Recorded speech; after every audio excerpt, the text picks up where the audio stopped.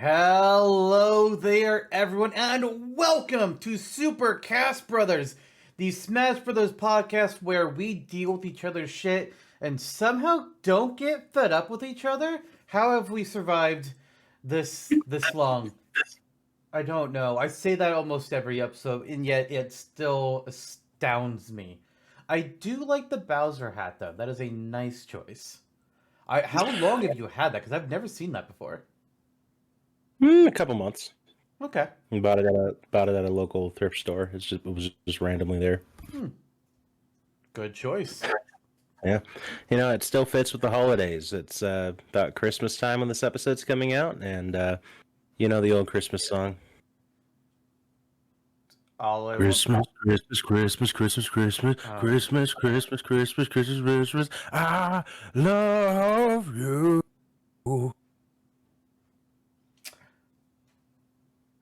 All right. All right.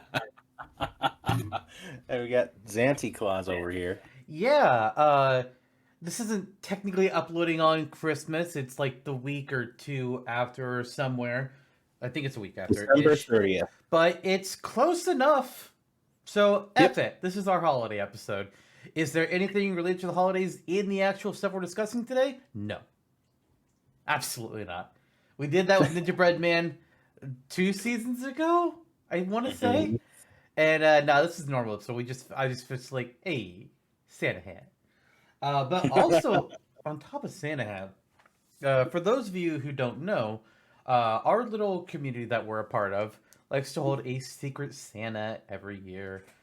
People fill out a little form, and then I play the role of Santa Claus. I'm like, okay, we're going to assign people. Here's the role. Yes. I thought that was just Santa. No. Well, Santa licenses his appearance out to me, and then I like assume the role. I eat a lot of cookies, more than my doctor wants me to, and it's a thing.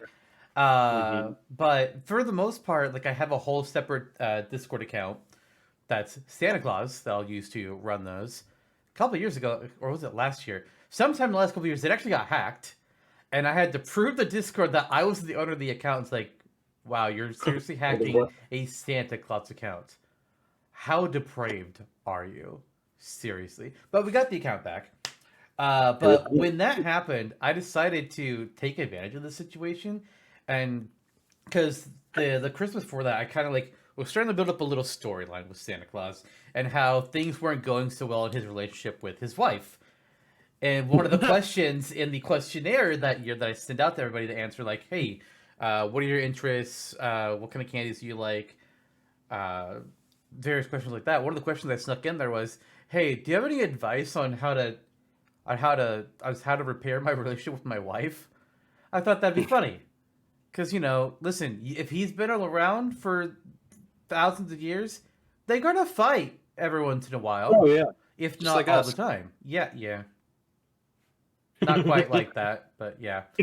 But then last year, I decided, okay, with getting the account hacked, Santa is on the run. Santa did something. He pissed off somebody. I don't remember what the exact reason was. I'm just going to say it's taxes. It's tax evasion. Santa is not paying his taxes. So I had to choose a different character to take over the Santa Claus account. And last year I chose the Grinch. Because, playing as the role of the Grinch, super fucking fun. But now I'm just like, okay, we're going to rotate this through. We're going to do a different character every year until I get tired of it and go back to the Santa version. And this year, we are Bernard. Who? Great question. Have you ever seen the Tim Allen Santa Claus movie? Yeah. Bernard, the head elf. He was only in the first 2 movies. I think he might be in the new show that they put up on Disney Plus, but he was not in the 3rd movie, scheduling conflicts or something.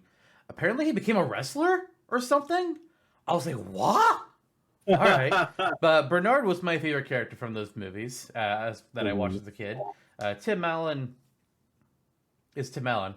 And I was just like, I'm going to be Bernard because, head elf Bernard. That sounds fun. I also chose Bernard because we were reminded very late to start Secret Santa. Like, we normally start it early November, and then we send out the assignments after Thanksgiving. But it was a week before Thanksgiving, and I got a message saying, "Hey, Secret Santa's like, oh shit." Because the group took so long to send out the request for an elf to help them, Bernard has to do it. Yep, that's a story I'm going with. Dog, could you not do that right now? Thank you. Go away. What a So, time it's been. So yeah, Yes, Bernard is in the show. good. Yes. Best character. Oh yeah, unabashedly so. But I know you and I know you've gotten all your Secret Santa gifts already, and I've gotten some of mine. I know there's one more package on the way, and it'll get here in a few days. So maybe I can show that off whenever we do our next episode. But you want to show each other what we both got? Yeah, a little that'll fun. be a surprise, I'm sure. Yeah. Yeah. There are a couple new metal posters in the back there. I don't think the camera can really make them out, but Eric got me those. Those were not Secret Santa, but they're nice. Flamezone? There's Mario and Master Hand in Final Destination, one of them. Oh man. Okay, so my first Secret Santa gift. Seems kind of random. A Chucky Funko? Chucky Funko. Mint condition in the container. Chucky even signed it. Oh wow, that's impressive. Oh yeah, I'm really, somebody. I actually had a letter written to me that was read aloud by the postman when I picked up the packages. What? From my Secret Santa.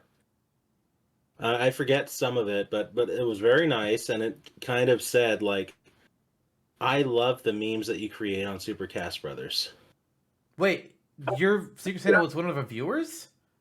Yeah, apparently so. Was it Flamezone's mom? Maybe.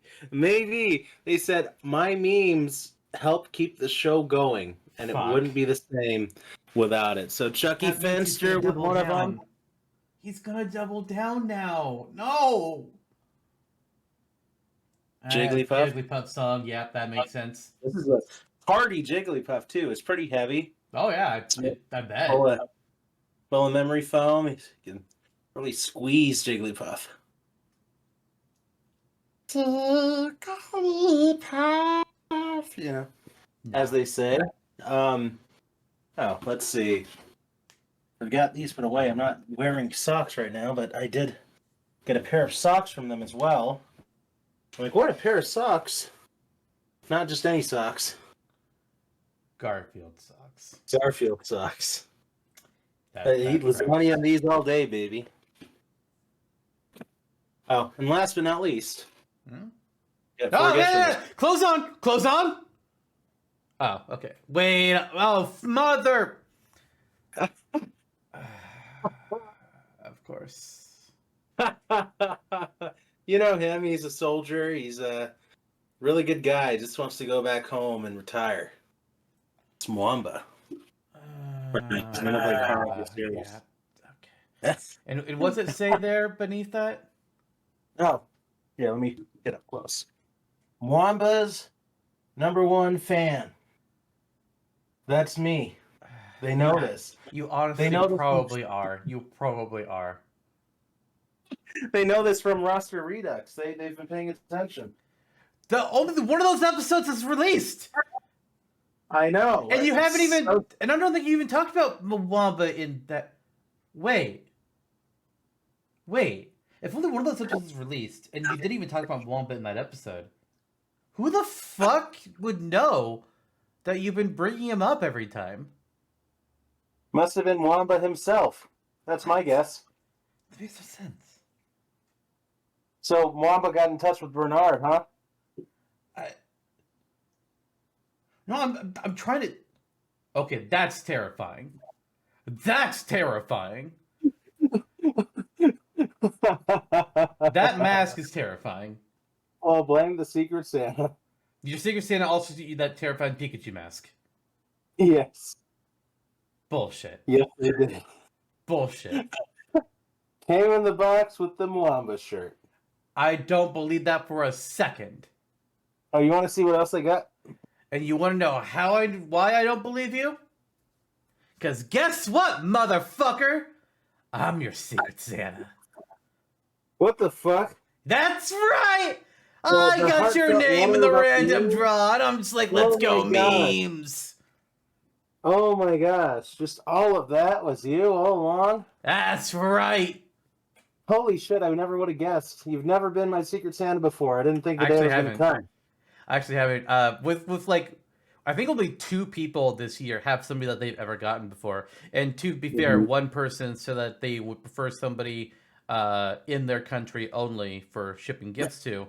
And there were only 2 options. Like, well, you're getting somebody you've gotten before. I can't stop this. I literally cannot stop it from happening. This was actually from Trevor, this gnome named Norble. He also sent me a Norval or yeah with a Norbull? G. With a G. Norble. Yeah, Gnorbel.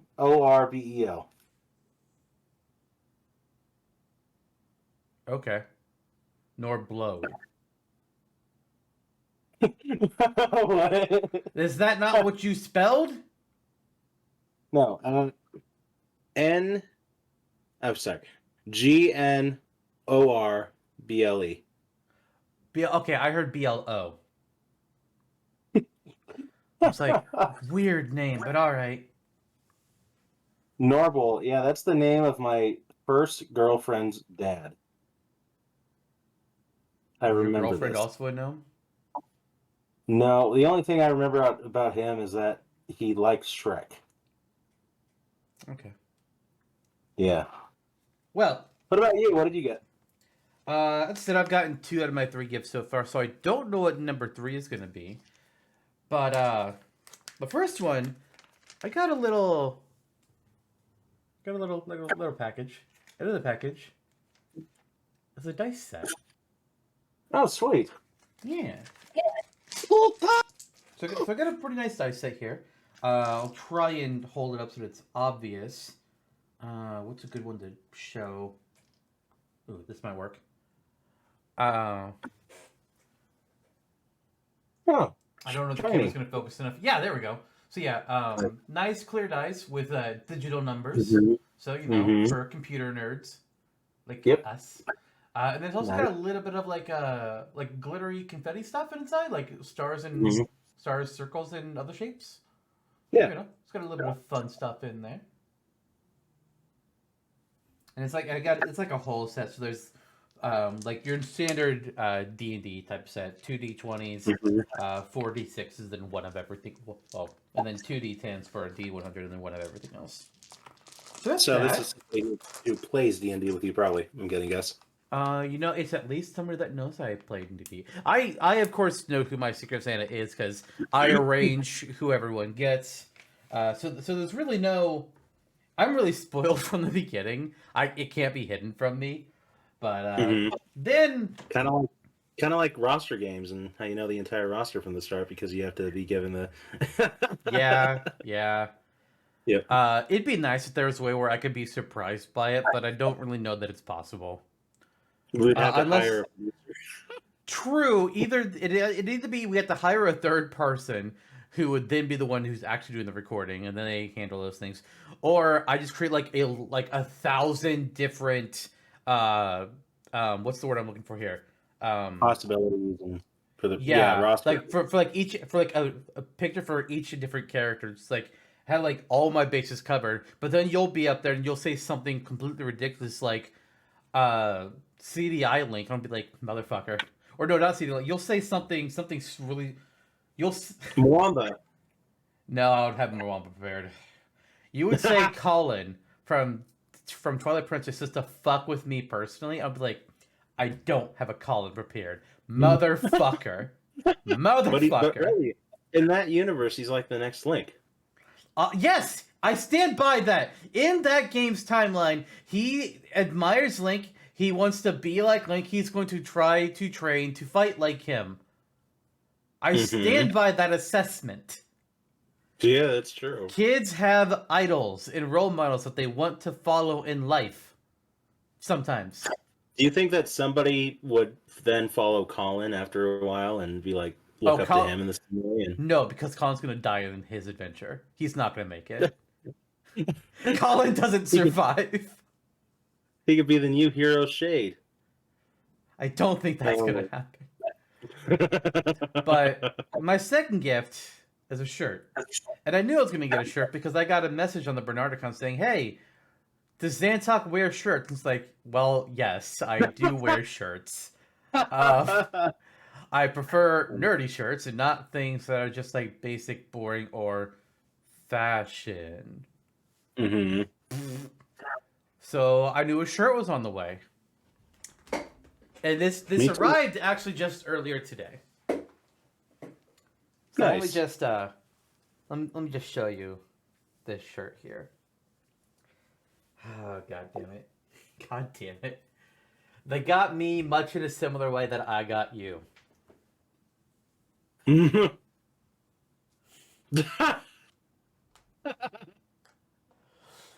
It's Bernard. It's Bernard.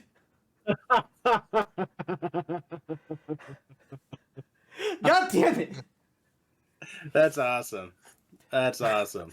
I thought it was gonna be a Smash related shirt because when they said that they were sending the gifts, they said they said something to the effect of like there being a brawl. So I thought, okay, it's a Smash Bros. Themed shirt. I was not expecting Bernard. So I'm gonna step over here and I'm gonna go ahead and switch shirts here real quick. Nice. And then we can get on with the episode. Holy cow, man. That's awesome. Yeah. That's great. There goes one shirt. Nope, that was the hat actually. There goes one hat. It's happening. It's happening. Ugh. See, there's some wrapping paper over there. Yeah, Nice. yeah, I'm really bad at wrapping presents. I suck at it. I use a lot of tape. A lot of tape. Yeah, me too. One I tape gave roll is that empty. one time. I haven't wrapped a gift in years. I think I've just done gift bags because I'm so fucking lazy about it. I don't do gift bags. Mm-hmm. Explicitly refuse. Oh, it even matches the hat. It does. Oh. Oh. There we go. Excellent. Bernard the elf. Bernard the Mwamba. elf.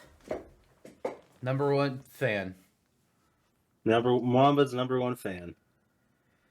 Here to stay. Look Half at the next Xenoblade game is about Mwamba explicitly.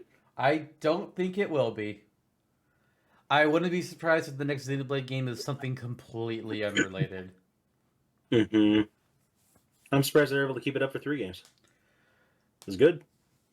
I mean, Good. honestly, what I want is I want them to do X2 Mm-hmm. and merge the X game the X sub series into the main game somehow.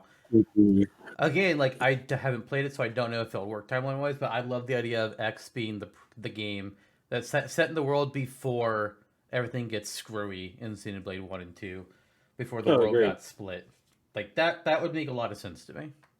But Mm-hmm. who knows? Yeah. That said, We'll see. I think Mwamba it's will make time. his appearance here. Yeah. What? Xenoblade X2 Mwamba edition.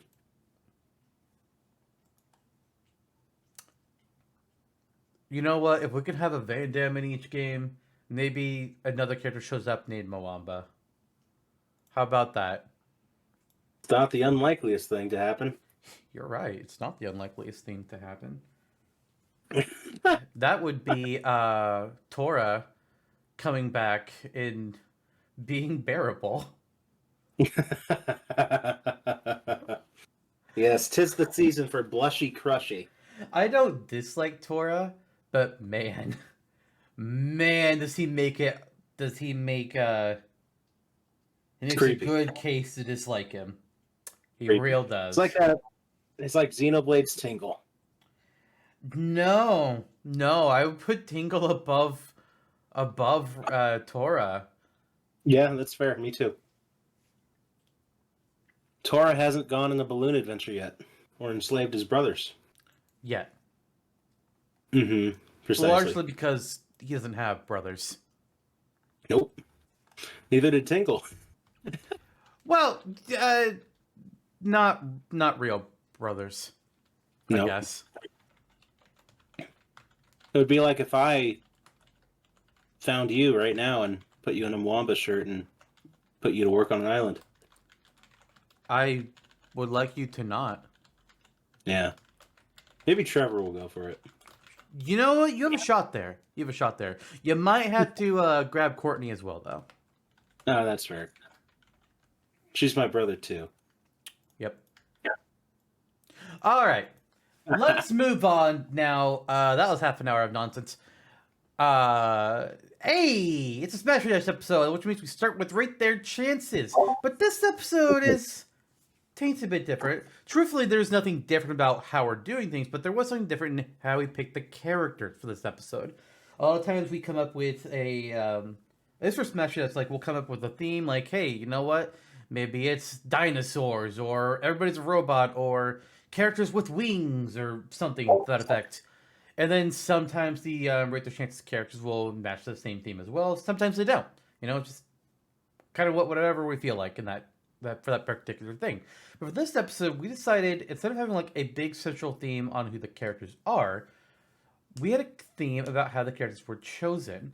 We reached out to our 4 most commonly appearing guests, those being Kellyjelly, Turbotaxer, Trevor, Eebit, Jake, and Flamezone Eric, and we asked them to give us a list of their top 5 characters, you know, just like, not necessarily top 5, but like 5 characters that they would like to actually see added into the next Smash Bros. Game. And we went over their lists, and we picked 1 character for each of them to be in today's Smash Dash that we hadn't already done Smash Dashes for, and 1 character from each of them for our Rate Their Chances that we hadn't done a Rate Their Chances for, and then a 5th one for Rate Their Chances because we do it in 5s and not 4s. So it's like, somebody gets a little bit extra. Oh well. So that's what we're running with here. We got we had our friends supply us with some options, and now we get to kind of see what we're gonna do with them.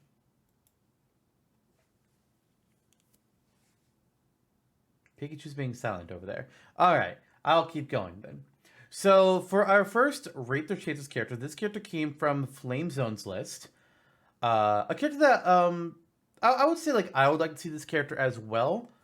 They're very much a currently alive icon, but the company may, you know, we'll see. When it's, you know, it's Kratos from God of War, and Sony gonna Sony. That's the big problem.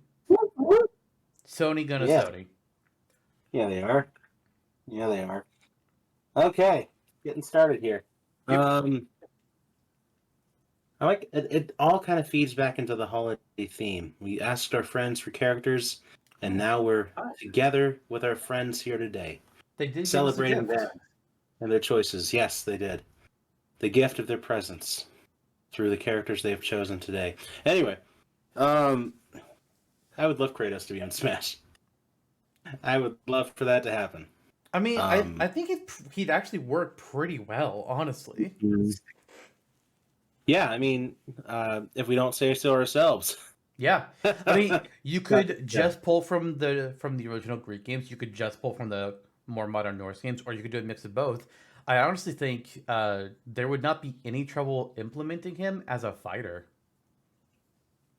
Absolutely not. I mean, he's a natural born fighter. He is the god of war, as it were. Yeah. And he would be brutal, heavy combo based character. Lots of potential there. But yeah, Sony is gonna Sony, and if Sony's with Rocket League, then maybe Sony's gonna Sony with Smash. I could see the incentive. I don't think they're really going to be doing PlayStation All Stars Battle Royale 2 anytime soon. This is an opportunity to toss them in there, but they are very bullish about their franchises and their IP as just a PlayStation IP in general. To where they're not even allowing crossplay on their system. Yeah, which is silly. I mean, when you go out there and say we think that the best place, the place where people can get the best experience playing Minecraft is only on PlayStation, I'm just like, Minecraft's really the game you want to die on this hill with? Like, not. Mhm. Let me clarify. I am not dissing Minecraft. I'm just saying Minecraft is the game that you say can only be best experienced on PlayStation. Right. First of all, the correct answer is PC because you can do whatever you want with mods, whereas the version on Hmm. consoles is limited in that regard. So, Oh yeah. first of all, super heavy wrong. Second of all, WTF, mate? But Hmm. what one thing that I think something that we do need to keep in fact here is that Sony, the PlayStation division, or whoever the big guy was that was like real bullish with Sony and PlayStation, he's gone. He's been replaced. This happened Hmm. in 2023. I don't remember when, but it was sometime in the last 6 months. We don't really know his position yet on things like this, so we could see a change in the environment here, because we know that from a few different leaks that have gone on. Thanks, Insomniac. Oh boy, is that a big leak! Oh my god. Uh, we know that Sony is a little worried about their place in the gaming sphere. They've talked about how they feel like their own pillars of gaming are out of date, and they made this Hmm. huge big push for live service games, and they are now doing a big scale back on it. They bought Bungie largely to help them get things moving with their live service games, and now they're canceling almost every single one of them. Last of Us Online was even canceled, which people thought that would at least stay a thing because Last of Us is fucking huge. And we know again from the Insomniac leak that they were working. There was at least a lot of concepts for a live service Spider-Man game using the multiverse, and that got canceled. It's like, Whoa. good Yeah. lord! Mhm. Yeah. Like if anything in theory could have done super well, it would have been Last of Us, and it would have been fucking Spider Man. So Hmm. Sony is definitely in a period where I think they could see a lot of change in the next couple years. So we might see them start to relax their attitude towards the other companies, and I think it'd be very wise of them to do that. Hmm. The gamers did not take kindly to their attitude. Right. Right. No, I think their current stance on crossplay and Minecraft and Rocket League is among the most abhorrent in the industry. It's sad. Yeah, It's a little bully on the playground playing with their toys, sequestered from everyone else. yeah. Um, yeah, so I don't think on on the onset looking in, like if Kratos were to come in tomorrow, I would say it's not going to happen. But I mean, taking into account what you're saying here, I agree. There's more of a chance than perhaps you would think. Um, but that being said, my score, I still think in good conscience myself, I'm going to have to make it be like under 10, like maybe like a 4%. Wow, that's considerably lower than I was planning on going. Yeah. Because part of it as well is Sony doesn't really have any of their icons in Smash as of yet. We've got technically, I guess, technically a true Microsoft icon isn't in because they didn't create Steve, they didn't create Banjo and Kazooie. They own them, they didn't create them. Hmm. If Master Chief got in, it's like okay, there's a big Microsoft icon, uh, that counts. Sony doesn't have any icons either. Kratos is one of their biggest actual Sony owned IPs. Um, Hmm. it has legacy going back to the PS2, and while he took some time off, he's been back with two breakout hit games. Ragnarok just got free DLC expansion with Valhalla. I don't know how expansive it is, but the fact that they got free DLC at all is insane because that rarely ever fucking happens for any game. And signs are good that we're going to get a third game with to continue on the line with Kratos here as well. Whether it'll be in the Norse mythology now, or if he'll move on to Egypt, we really don't know. I don't know. Maybe Valhalla answers that question. I haven't seen Valhalla's story yet. But Hmm. when I think about other Sony icons that it could be, really the only other ones that come to mind for me, because obviously it can't be Spider-Man because that's not a video game character, but Ellie or Joel from The Last of Us, I could see that. I could see Hmm. Ratchet and Clank, but Ratchet and Clank is kind of on hiatus because again, Insomniac leaks have shown that they're going to be pretty busy for a while. We ain't going to see another Ratchet and Clank for a bit. So unless there's another Sony icon that I just can't think of, I don't think anybody is going to be challenging Kratos for that spot. He is the. I think he's kind of the choice. I would say Crash Bandicoot, but Microsoft owns him now. So we so even though he's like we would recognize him as being like a PlayStation icon from like back in the PS1, PS2 era, Microsoft owns Crash Bandicoot now, and that's fucking wild to me. Yeah, it's really crazy. Um, Activision Blizzard. That means Tracer's Microsoft now. Mm-hmm. The Lich King. World of Warcraft. Oh yeah. Mm-hmm. Mm-hmm. Spyro. Call of Duty. Ghost and Soap McTavish. Yeah. So wait until they get in. I don't think that one's ever gonna happen. The Call of Duty is certainly a big enough franchise that I think, in terms of numbers, it would be on their radar. But there is no real character to pick because sure there are characters in the story mode, but every Call of Duty character is the same when it comes to their capabilities, at least outside perspective looking in. And I don't think there's anything that a Call of Duty character could do that a different shooter character couldn't also do. Oh, they can call in a nuke in multiplayer? Okay. Master Chief can call in a Halo strike. Well, not really a Halo strike, because that would destroy the universe. But he could do something on a similar level. Spartan Laser, or Wheatley, or whatever the fuck. Not Wheatley, that's Portal. I know who I mean. I don't remember that fucking ball's name. Yeah, but I know that who guy. I mean. John Halo. But like, there's just nothing to make a Call of Duty character unique, in my opinion. Yeah, that's fair. I'm also not a Call of Duty gamer, so I have no idea. So Yeah. I'm just like, yeah. Do we The know world any of Call of Duty gamers? Does Flamezone play Call of Duty? I think so. I don't know if he's not like obnoxious about it like most Call of Duty gamers seem to be. Hey, Flamezone, confirm or deny, is there anything that would make a Call of Duty character unique compared to any other shooter game character in existence? Flamezone's mom, you can also shout out if you know. Yeah. Mm-hmm. just let Anyway, us know. Kratos. Mm-hmm. Actually, were you at to say that there's another icon? Because I literally don't know of any others. Oh, I mean, I guess you could say they've only had one game, but it was super popular. Jen? Yeah, that's true. Jen, Aloy. Oh, right.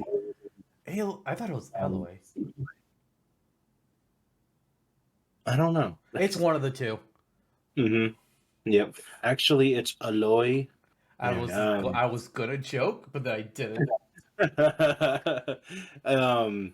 Yeah, there's a few. I think that's kind of the cream of the crop. There's a few others, but Spyro's not getting in before Crash, although that's Microsoft, as you said. Yeah. Like pick. Sly, as much as we love him, isn't gonna happen. Nah. It's been a while since his last game, and that game wasn't even very popular. Mm-hmm. Jack and Daxter have died out. Yep. Yeah, we're looking at the right little swath there. It's a fair amount of characters. What were you thinking on percentage for Kratos? Well, definitely in the double digits. Okay. Largely because I think he is the Sony pick, like the first one you kind of go for. Definitely. Because he's got, like I said, he's got legacy behind him, but he's also still very modern. And there's just such easy potential to pull from for him. Not that you wouldn't be able to easily pull together moves for Aloy or for Ellie or for Jen. You've actually proven that for Jen and for Ellie. Actually, you've made moves for them before. And Kratos, you and I. Well, yes, we made that together though, technically. Yeah. But I feel like Kratos. If I was explicitly tasked to pick a character from Sony, Kratos is who I would go for. Yep. Yeah. Unequivocally, no questions asked. Yeah, I think Ellie might be my second choice.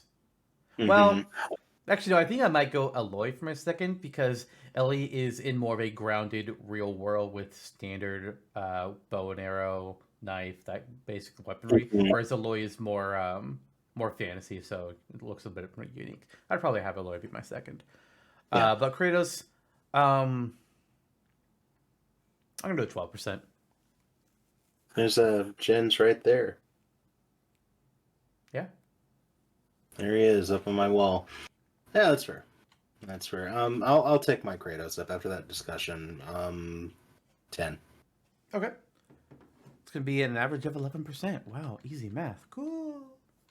I always like when math is easy because it is I can't do it otherwise. That's true. I hate math. And it hates you. Oh, I know it. I know it. I look back at my grades from school. I'm surprised you could read them since you know that involves math. Yeah, numbers, numerical digits. Like Bernard, that show that he was on, Numbers. What? Yeah, he was on a show called Numbers for like 8 seasons on CBS. This Bernard was? Yeah. Yeah, he Are you was. fucking with me? No, I'm not. Oh, all right. I only know him from the Santa Claus movie. It's literally the only place I know the guy. Let's see. I'm sure I'm not confusing him. Yeah, 2005 to 2010. He was the main character. There you go. Wow. Okay. Mm-hmm. Well, shifting gears to a character that's not about numbers, but they are about Okay. elements. A pick that came from Eebit's list, Isaac from Golden Sun. Very much a popular choice in the Smash for this community. Mm-hmm. Sadly, Golden Sun is kind of been dormant for a while. Not as long as F-Zero has, if you don't count F-Zero 99. But Game Boy Advance RPG made by Camelot, who made a lot of the Mario sports games. He got himself a sword. He got himself some magic. He can make a giant hand appear and move things around. Definitely some unique features. He can use multiple elements, but he's primarily earth and plant based. The biggest thing holding him back, as every Smash fan knows, is where is Golden Sun as a franchise? Yeah. They had their chance back in the Brawl days. I kind of wish they took it. But now it's not there. To be fair, in the Brawl days, they were still adding in a lot of characters that were quote unquote necessary, and there wasn't a lot of wiggle room for I don't want to use the word fun. I don't what's the word I want to use here? For because like you have characters like King Dedede. That was like, okay, we need King Dedede in here. Yeah, that's true. Diddy Kong. Mm-hmm. Maybe if we didn't get third parties, Isaac might have had a better shot. But actually, we probably would have had Crystal instead of Wolf in that case. Mm-hmm. Funny how things work out. It's Oh yeah, like the Smash universe, like Roster Redux is. yeah. That's part of why we're doing the roster redux project. Maybe Isaac will make it into the roster at a certain point. Maybe we'll see. We'll see. But as for the roster here, I'm not so sure about his chances because unless Golden Sun sees a reboot similarly to how Advance Wars did, I actually think Advance Wars has much more of a chance than Golden Sun at this point to get a playable character for that reason. I don't see it. I mean, it's always an outside possibility. He has better chances than Kratos for the essential reason of being a Nintendo character, but it's not high. I think Isaac's best case is the popular in the fan community. Like if we got another Smash ballot today, Isaac would definitely be one of the Nintendo characters that gets the most votes. He'd be in the top 10 for sure. Yeah. It's like King K. Rool, Ridley. We know for a fact that they got into Smash Ultimate based on the fact that they got a lot of votes. Same thing with Belmont's. Same thing with Banjo and Kazooie, Cloud, Bayonetta, Sora. A lot of the newcomers in Ultimate got in, maybe not purely because of the Smash ballot, like some of them might have been on Sakurai's radar anyways, but definitely the Smash ballot was a big factor in that decision. And if the wheel was held again, well, we just lost. We got some big namers already on the roster, so people got to vote for different characters. And I think Isaac will take a lot of those. I think Isaac will take a lot of votes, while Luigi will take a lot of votes. Gina will take a lot of votes.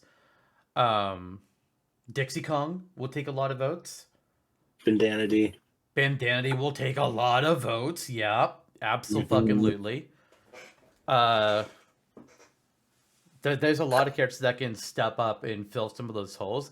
I don't know how many of them will be on the top tier level that Banjo, Ridley, and King K were always discussed as, because they were always considered like the golden trio for the Smash community, and now they're all in. So it's like, okay, who will be next? I feel like Waluigi is probably gonna be Waluigi's in that trio. Waluigi's in the new trio. Gino has a loud fan base. I don't know if he would actually be in the top three or not. But I think he definitely would be up there, and I think Isaac would be up there. I think Isaac's best bet is the fact that the Smash fans really want him, and Sakurai does at times pull from that, especially for Ultimate. Right. But Andy does have his the remake for Advance Wars, which is a huge boost to him. It gives him more relevance. People know the character again. People are playing the games, so it's like, hey, promote this, put Andy in, and you can definitely do something unique with Andy, whether or not he's like in a tank or he's commanding soldiers to do different things, or like spawning units or some sort. Whereas Isaac would be, not to discredit Isaac, but he would be more of the same because, hey, it's a magic sword fighter character. We've got a bunch of them, but if they focus on some of his plant-based magic or on being able to create a giant hand that can push things around, they can definitely give him new tools that other kids don't have as well. Definitely. Yeah, what I like about Isaac is how he differs from other sword fighters and RPG characters, where he's using a sword, yes, but as you mentioned, he has that kinetic ability with move to summon the giant hand, and we see a lot of how that could work differently in various ways in his assist trophy and ultimate. And he has his synergy usage of the gens. Like it's magic, but it's different. It's pronounced. It's a pronounced difference. It's very, very noticeable. Like it's very different from Cloud or Robin, or for instance, or Zelda. She's not a sword fighter, but she's our most Mhm. magically adept character. Right. Like when people thought that Hero. the team heal item was a sprout from Golden Sun. So, not the team healer. That was Brawl's. The healing sprout. People thought was the growth synergy. That's right. So I like the idea of the character, but yeah, that's not what we're here for. We're talking about chances. It's like I see it and I don't. Yeah, same. Yeah. It's the insane popularity with the big ones from the Smash Belt already getting in versus where's your series, bro? Yeah, and we're just facing that reality. It's for these characters the community deems as essential, like Ridley, K. Rool, Banjo. They're all in. The next big three that takes over their shoes, as much as we personally want them, Waluigi, they're not as important. Yeah. They're not as celebrated. They're not as popular. These characters had literal decades to be stewed on. This is not a luxury that Waluigi, Bandanity, Isaac really have had by comparison. Yeah. So how much are they going to listen now that we have the true big three in? It's really dependent on if we have that other Smash ballot. Yeah. Another factor is with, correct me if I'm wrong here, but I want to say, like, with very little exception, characters that are added to Smash are typically either characters that have been a mainstay and have been, living constantly. Your Mario, your Link, your Kirby, or they are characters that are being promoted as being a recent relevant thing, whether or not that they're brand new or they've gotten a resurgence. Bayonetta, Joker, Corrin, Byleth, Min. Yeah. Right. Or they are characters that are considered, that fall under the retro banner. that they haven't been alive in years, but they were very old characters from Nintendo's legacy. Game and Watch, Rob, Ice Climbers, Duck Hunt Dog, um, that like. I don't think it's very often, if ever, we have had a character that has been like, well, they're popular. It's a dormant franchise that is older than the S, or that is younger than the Super Nintendo. Yeah, and while part of me is lauding the day that we do see the GameCube and Game Boy Advance era as retro and start to get these picks in more regularly, most other parts of me don't, because then I'd be like 50 years old. I So mean, yeah. depending on your definition, Captain Falcon. Yep. Yep. He's a legacy. Captain Falcon is a Smash character now before he's an F-Zero character. We all know it's true, and we all wish we get to see more from those games. But yeah. Yeah, you mentioned earlier F-Zero 99. No, I don't really count it. I don't count it towards the series like legacy and what it would take for Smash to get another F-Zero character, for instance. yeah, Although it's cool, I hope that enough people play it to make Nintendo seriously consider a new F-Zero. I did think it was funny how somebody was able to buy enough stock to go to a shareholders meeting and just be like, "Hey, where's F-Zero?" yeah. But then another person did the same thing recently, and they bitched about male inkling animations in Splatoon 3. It's like, that's stupid. yeah. I mean, to be fair, the hair and the animation distribution, it's definitely uneven in terms of like what's actually cool. But guy, come on. Come on, you could have talked about Mr. Grizz and Smash instead. No. All that being said, okay, how about Big Man? Isaac, his numbers. I feel like this might be over 20%. I'm wavering as well. I was hedging above that. I'm actually hedging above 20. I've kind of been wavering. Like at first, I was at bet 60 at one point. I was like, no, we need to bring that down. It's largely based on the fact that the big three are in, and so the fan bases can spread out more, and Isaac will get more traction because, unlike some like with Smash speculation, people cheer for certain characters. A character can be very popular for people wanting them to begin for one game, but then by the time the next game rolls around, nobody talks about that character anymore. Crystal was a very popular pick that people talked about in Brawl. How many people are talking about Crystal being a playable character in Smash anymore? Very few. Yeah. Very few. Mm-hmm. That there's still some names up there, and I would be down for it, but her fan base has plummeted. Isaac has been consistent. Isaac has been consistently asked for it each time around, and there was when his assist trophy was not showed in Smash 4, people were like, "Oh shit! Oh shit! Isaac's gonna be in. His assist trophy isn't here. Holy fuck!" And then he wasn't in, nor his assist trophy. Then he was just gone for a really weird reason. And then it's clear the reason why he was brought his sister was back for Ultimate is because Sakurai saw that he was like, "Oh, Isaac's really popular. Mm-hmm. I'll bring his assist trophy back because I'm not making him a playable character right now." But maybe that'll change the next game. I think there's a decent chance of it. And I think if any Nintendo character whose franchise has been dormant for not quite as long as the Super Nintendo, if any character like that can make it into Smash, I think it's Isaac. I mean, what are the other options? But Wave Race, Ryota Hayami. Yeah. Yes. Don't be an Atari. But I'm actually going to go with 30%. Okay, nice. And what was it you said, 20?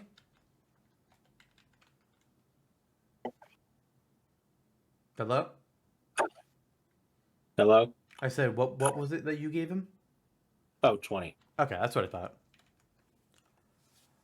All right, moving up. Next on the board, from Kellyjelly's list,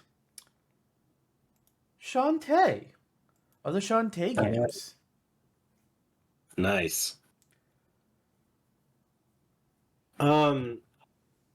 of the indie, I feel like Smash 6 is going to be the opportunity that, well, it is. It's factually more of an opportunity than indie characters ever had because they haven't appeared as a playable character yet, so just naturally. But Nintendo, since they started the Nindies brand years ago now, they've more and more embraced indie games, thank goodness, even though the eShop kind of looks like shovelware storefront. There's like, it's the Wild West, totally unmitigated. The Wii era, especially. It's true. True. That being said, yeah, I mean she's among the most popular. Her, Shovel Knight, really just her and Shovel Knight are the likeliest. No, Yeah. there's a couple more. There's a couple more. True. Sans is up there for sure. I mean, Sakurai and Toby Fox are besties now, so. It's like we've gone over before. I'm not a big Undertale person. I have not played it. I can't let myself play because the community ruined what could have been a good experience for me in the way that they behave online. But you cannot deny the fever that Undertale created. And yeah, like there are correct me if I'm wrong here. I believe there were only 3 indies to have any presence in Smash Ultimate. Shantae, who got a Mii costume and I think a piece of music. Shovel Knight, who got an assist trophy, and then I think he also got a Mii costume. I think. And Spirit Board. Spirit Board, okay. And then Sans, who got what people soon coined afterwards a deluxe Mii costume, where it just literally looks like the character and not actually a costume. He was the first character to get that, and he brought Megalovania with him to Smash. Excellent. Yeah, he's up there for sure. A few others could, but they're more flavor of the week, and we'll see how they progress in popularity once they get more games under their belt. I mean, I would say Quote has a shot, considering his own legacy, but I feel like it's one of those 4, unless they go with Toho. That's true.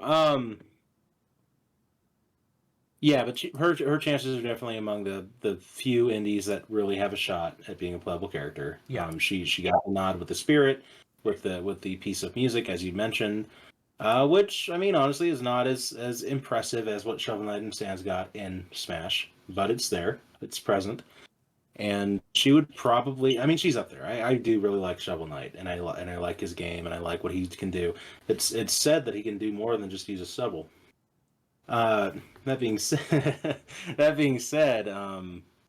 you know, a genie who can transform into different animals and has little magic spells and dances around. There's a whole lot unique to Shantae that only Shantae does. That's really palatable as a playable character. I would love for her to be playable. Yeah, she's got a lot of tools for a platforming character. She has a lot of tools. Mm-hmm. And while Quote and Curly have more of the like indie scent about them, like their story about being developed by a one-man team and coming about during the Newgrounds era and really renovating people's viewpoints on indie games and saying like, oh, there's potential here for them to be as good as AAA titles. Yeah. Here we are. Way Forward's been around for a long time. Shantae, I mean, like 1998 or something. Somewhere around there. So Game Boy Color. Definitely has a legacy. Has the Sakurai knows her. It's really picking between those characters that you mentioned. I think Sans in particular, probably. And saying like, does she stand up to Sans? Does she stand up to Shovel Knight as the more likely pick? That's where it becomes hard, because I do think it's not like we're going to get a swath of indie characters. No. Playable in once. It's going to be one. It's going to be one, maybe two. Yeah. One on the disc, one as DLC. That's my pitch. That's kind of how I feel. So let's say Sans is like the one with the super popularity behind him. Maybe he gets on the disc and Shantae gets DLC, or vice versa, however their marketing team sees it. Yeah. But she's up there. She's up there. She's definitely top 3, if not top 2. 40%. Another thing with Shantae, and this is the argument that I've seen recently about her, is that Shantae is really the least indie of all the indies, because Undertale developed by one person. I don't know how big Yacht Club Games is for Shovel Knight, but Cave Store I think is also one person making that game. Stardew Valley is either one person or again a very small team. Shantae, Way Forward, quite a bit bigger of a company, not on the level of an Activision or uh, I'm trying to think of a more positive comparison. Square Enix, Capcom, Yeah. not on the level of Insomniac, but they have a decent size to them. And they don't need other companies to publish their games. I believe the first Shantae was published by Capcom, but they don't do that anymore. Do they still have Kickstarter? Yeah, but one argument I saw be made recently in regards to Shantae is that Way Forward likes to be indie when it is convenient for them, and not any other times. Like, ouch! It's like you'll see all these other indie characters like crossing over with each other, things like Indie Pogo or the Among Us collaboration that's going on. Shantae is not in those a lot of times. You'll see Shovel Knight and Quote in them, not so much Shantae. Even Ori from Microsoft. Yeah, It's quite often. Interesting. Although I think with Smash it's different, right? Like she appeared already as a spirit yep. and got the music in. So Way Forward may be sizable, but they are not Nintendo. So Sean, yeah. Well, this argument actually isn't the negative.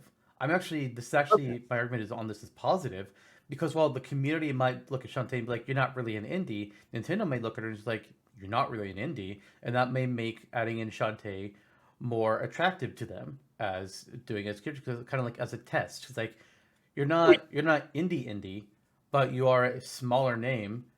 Test the waters, kind of deal. Mm-hmm. You do Shantae for the base game, and then you do a Sans or a Quote or a Shovel Knight as the DLC. And it's like, okay, there was positive reception to Shantae. Unleash the Sans. Mm-hmm. It's like release the Kraken, but it's release Sans. It's like, oh god, here it comes. You want to talk about which indie character? You were talking about like how the marketing would see it. It's like you want to talk about which indie character would push more sales for DLC? It's fucking Sans. Mm-hmm. It is. You put Shantae or somebody else on the base roster. You put Sans as DLC. You end the fighter pass with Sans.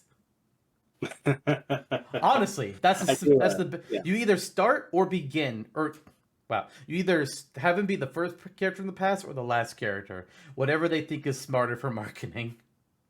It is approaching. Maybe it won't quite, but it's approaching internet breaking levels. True. Approaching what levels? Internet breaking. Oh yeah. Mm-hmm. There was around that time, in the late 2000s, there was a good and an evil in the indie scene. There was Toby Fox and Phil Fish. And good prevailed. Who's Phil Fish? Exactly. Okay. I thought we were going to say Scott Cawthorn was the evil for Five Nights at Freddy's. That's where I thought this was going. You know what? You can look it up. Let's just say, like many other popular figures, a little bit problematic. Mm-hmm. Kind of like when Notch from Minecraft turned out to be a bit of a piece of shit. But, Yeah. Mm-hmm. Good thing Microsoft swooped in and kind of like, we're not going to have your name on the front anymore. Yep. Okay. This is a long article about this. So I'll check that out later. Okay. Percentages though for Shantae. What are you thinking? It's a matter of if we get an indie is a big part of it. I think there's a chance. I just don't know how big that chance is. Mm-hmm. Yeah, because the well of AAA companies, it's never going to dry up of what characters they can offer. Yeah. I want to say she's probably around Isaac's level in my mind. Yeah, I felt like when I said 40, it was a little too high. So I will say 35. I was thinking around 25. Okay. Funny. We don't normally have this variance between our smasher dashes. I mean, our radar chances. Yeah. But all right, Must be 30% rating for Wamba's Shantae. influence. Works for me. 100% Wamba. Oh dear. There's yeah. Next up, I think the character I was most surprised of with the ones that we went for here came from Turbotaxer's list. Bub and Bob from Bubble Oh, nice. Boggle or Bubble Nice. Bobble. I think also they're in the Bust a Move games, if I remember right. Bubble Bobble, Bust a Move, and Puzzle Bobble. Yep. Yeah. It's two little dragon buddies, or well, I guess depending on the game, it might be two humans, because it's the same thing. Which is like what? That might be brothers, that might be cousins. I don't remember. One's blue, one's green, and they can blow big bubbles out of their mouths. That's my knowledge. Funny. They actually say the same thing about Turbotaxer and myself. What? That one will use blue, one will use green, and that you might be dragons or you might be brothers. Mm-hmm. Okay. And the thing about the bubbles, yeah, also true. Oh. Yeah. Bob and Bob, third party character, very, very old characters really. I think they're still somewhat active series wise. Like they're not getting a new game every year, but it's not like they're dormant. They have 3 on the Switch. Okay, a lot more active than I was thinking. They're around. I think the problem with them is this. Even if you're picking like an old legacy third party character, I feel like there's so many other choices I'll go to first before Bub and Bob. Who owns Bub and Bob? What company is this? Taito. Taito. Mm-hmm. I don't see that company get brought up a lot. What games do they own? What franchise does Taito have access to here? Oh god, this is a list of every game starting with their old shit. Can I look to see more recent shit? Do they have? Oh wait, are they Blaz Blue? Oh, sorry, Bub and Bob. They are. I actually didn't know that. Yeah. If we get Taito, it's not gonna be Bub and Bob. I don't think. I think it's very low for these two, because any category you could kind of go for, winning a third party duo character, winning a retro character, winning a Taito character, winning a puzzle game character. I think they get beat out in every category, unless you specifically want 2 dinosaurs together. But even then, I don't know how to really do something. Mm-hmm. Do something different with them. Do something like that's workable. Mm-hmm. Wow, that's a totally different subject. But now that you mentioned BlazBlue, Arc System Works. I mean, they have BlazBlue. They have Guilty Gear. They have Double Dragon. Could be something to consider down the line. But wait, as for Taito, does Taito own Arc System Works, or are they just like publishing these? I don't know. That's a good question.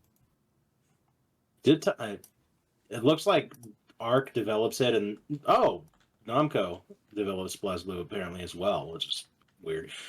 That seems like a rights mess. Yeah, it's all over the place. It does. Mm-hmm. Because publishers include Arc, but also Axis, Taito, P-Cube, Capcom, Zen United, H2 Interactive. What the hell am I reading? Yeah, I mean, Bub and Bob's chances are very low. First of all, when you're considering a retro character, there's a well of retro Nintendo characters to still pull from. And it depends on what route you want to go. You can go hardware with Discoon, Mini Kangaroo, Napoleon. There's F-Type. There's Starman, Excite Biker, Mach Rider. There's a lot. There's a lot. You can even get a King Hippo or something as another character to a retro franchise, Muddy Mole, etc., etc., etc. Then you get into kind of who, like of the third-party world, like other retro types. There's Frogger, there's several others. So I think their chances, particularly, I mean, they're fairly low. I like the idea of it. I don't know how it executes. I do like the idea of it quite a bit. Like. I like the idea of them so much that when we did our assist trophy episode, where we just came up with a bunch of different assists we would like to make, we both had Bub and Bob on our list. Mm-hmm. Also, they're owned by Square Enix. What? Square Enix owns Taito. They're Oh actually in the shit. same headquarter building. Okay, so their chances just have completely derailed. Plummeted. Yeah. Plummeted. hmm Yeah, which Square character do you think's getting in here? There, Bob and Bob. Now that Lara Croft's no longer with Square, I mean, anything can happen. Yeah, Laura Croft may not have an owner. We don't really know what the hell's going on there. Microsoft will It's probably buy bad. it. I don't. The Crystal Dynamics is dead. I think. Well, I think they're dead. Mm-hmm. Because Embracer, God, it's such a mess with Embracer. Amazon might own the rights to her since they're making the show. We really don't know. What's interesting is that they're making a new Tomb Raider TV show. What? Yeah, that's what I'm saying. Amazon is making a Tomb Raider show. Yeah. Weird. Like what? Yeah. Oh, and it's apparently it's tied into the reboot movies apparently. Oh. So Huh. there have been two movies with Alicia Vikander that are based off of the rebooted games from Crystal Dynamics and Square, and now they're making a TV show based off of it. Okay. I thought it was going to be its own thing. Yeah, apparently they're doing Shadow, and then they're turning it into a TV show. What? There's all sorts of revelations today. Okay. Yeah. Anywho, 2%. 4%. Let's make it 3. Okay, there you go. All right, our last character. This one is also going to be coming from Eebit's list because we have 4 people and we need 5 characters from the Legend of Zelda franchise. Vati. Woof. Woohoo. Here's the positives of Vati. Unique moveset because he's the wind guy. Here's the negatives about Vati. It's a Legend of Zelda character. Yep. And we haven't gotten a new one of those since Brawl, and all of our Legend of Zelda characters are Triforce people. So just from that, which is sad, because during the Brawl days, I was a big champion of Vati. Big champion of Vati. It's fallen off.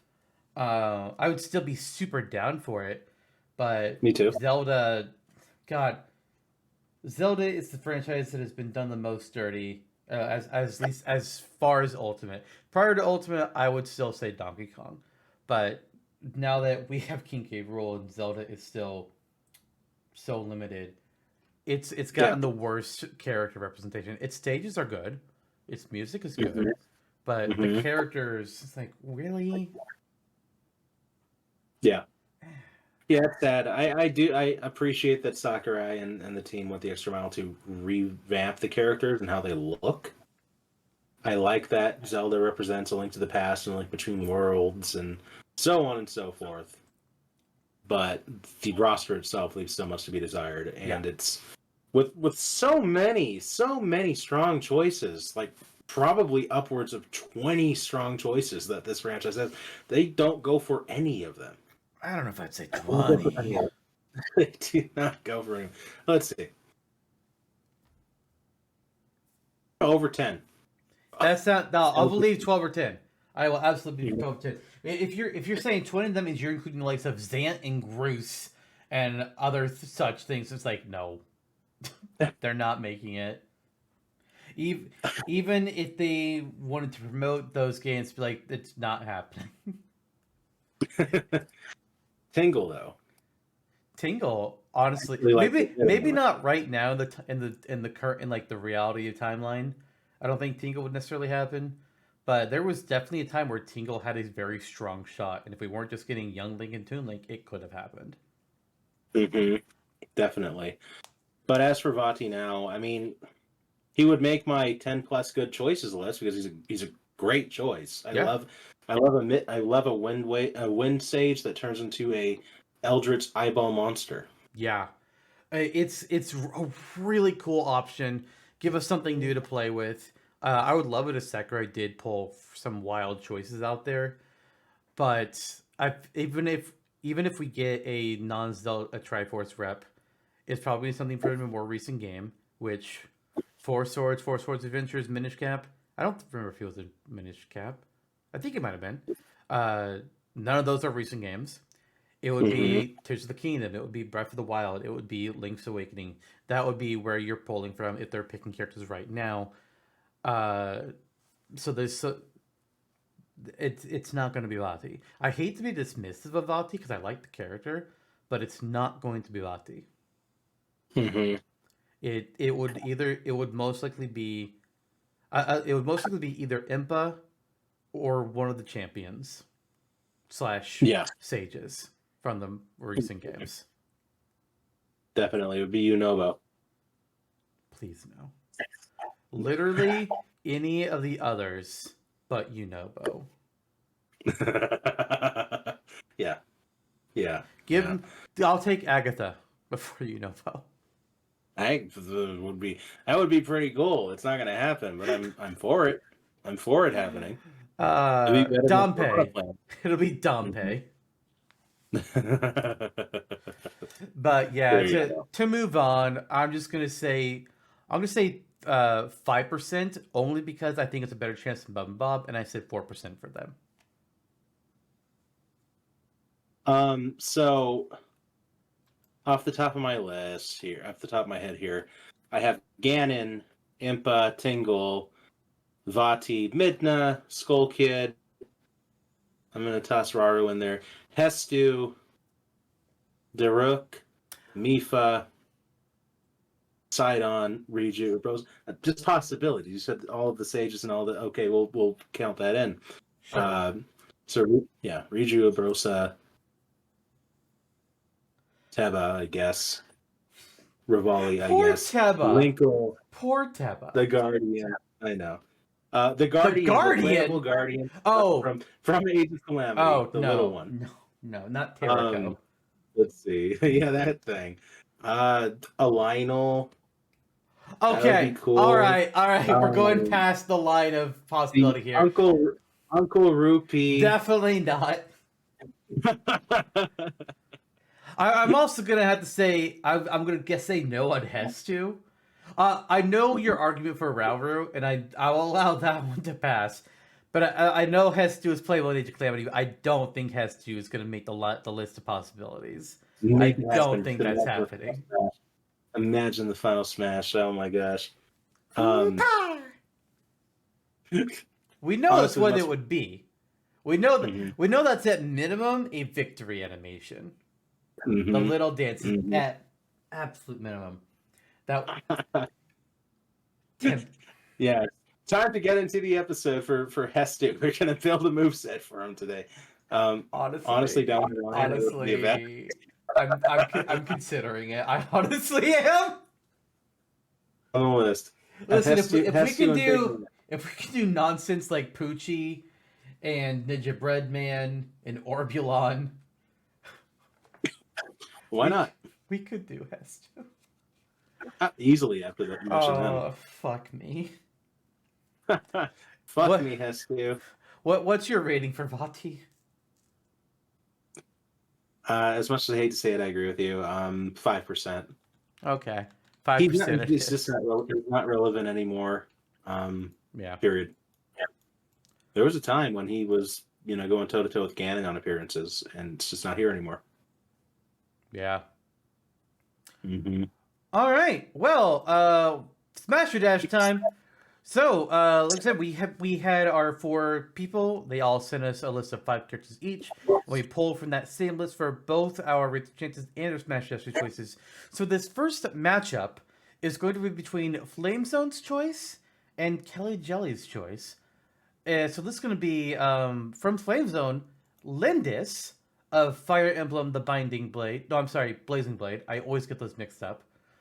Because, Roy is the fire, so I always think Blazing. Like, no, he's actually the one with Binding. It makes no sense to me. But against Lynn, it's going to be Kellyjelly's choice, Noah, from Xenoblade Chronicles 3. Oh my gosh. Both of these are characters that we have made movesets for previously on this podcast. We made Lynn in Season 1, Season 2, and then Noah we did last season with Kelly on the show. We made Lynn with Eric. That's right. I forgot. Yeah. We actually had Eric on to make the Lynn moveset. So both of these ones are the guests that made movesets for with us. That's fun, actually. Yep. That's fun. Yep. The second matchup will not be like that. But Nope. let her know we got two sword fighters here. One of them technically has two swords. I guess they both technically have two swords between like the Soul Caddy, the Mani Caddy, and then Noah with his what's it called? His regular sword that has a name, and then the Lucky 7. Lucky Seven. Thank you. And then the first one is basically just like it's like a material blade or something. I Mm-hmm. forget. Why don't you go ahead and talk about Lynn for a quick second, though? Yeah, Lynn is for many Western gamers. She's the who played Fire Emblem, the Blazing Blade, when it came out to the West. She is the first Lord character, the first main character that they came across, myself included. The first Fire Emblem game I played was Fire Emblem 7. She's the first Lord that I interacted with. And for that reason, she's very popular and beloved over here, and constantly tracks pretty well in the Choose Your Legends polls and so on and so forth. She's a popular Fire Emblem choice, and one that would veer pretty differently from the other characters. Yes, she has a sword, but as you mentioned, the Soul Kadi and the Mani Kadi, they are katana-like blades, and she's a fairly swift, almost like ninja-y character in the I way would that have she's said able to move. Samurai E. Yeah, yeah, that's true too. Um, Kind of like a samurai swordplay, but with the movement of a ninja, if that makes sense. Yeah, Um, yeah. And she wields a pretty hefty bow as well, so she comes in from that angle too, and she's fairly adept at the bow. I believe she has a legendary weapon that's a bow as well. I can't recall what Mulagir. it's. Yes, it was that. Thank Yes. you, Fire Emblem Heroes. So she wields a big ass bow. She has the katana like blade. She moves around pretty quickly. Her critical hits are very different from Marth or Ike's or whoever's. Yeah, there you go. And like Ike, she's a character that, at least not from the onset of the story, has royal blood. It's not obvious. It's something that comes along. Raised as a commoner, more or less, in the Sakayan Plains. Yes. Yep. Meanwhile, her Okay. opponent is Noah, who usually wields the Veiled Sword, but he keeps Lucky Seven I guess you could also kind of call it a katana of sorts. I don't know if it's technically is. I am not an authority on swords. Boy, are they cool though. That he keeps sheathed inside of his normal sword, which that he only pulls out against when necessary, which he largely uses to cut down the giant Mobius opponents or to destroy the flame clocks that are keeping soldiers more or less enslaved. Really, that's pretty much what they're doing. Sadly, not in time for Moamba. Rest in peace. Our Fuck. prologue character who dies right away. No. Spoilers! No. Yep, he's No, immediately Wamba, no. dead. That's right. No, I'm your number one fan, Wamba. Anyway. Yep. And he's very typical with a sword fighter. He plays similarly to both Shulk and to Rex with his basic attacks. He's got a back attack. He's got a spinning attack. Um, he honestly, in terms of just his sword attacks, if you don't take Lucky Seven into account, he might be the most generic out of the three of them. I kind of feel like because at least Shulk has like the Monado arts and Rex has Anchor Shot. Noah doesn't really have any of that. But what he does have is the ability to change his class in Xenoblade Chronicles 3 based off of both classes of his other five teammates and the various other heroes that he can encounter in the game. So for Smash, they could pull Vax from that.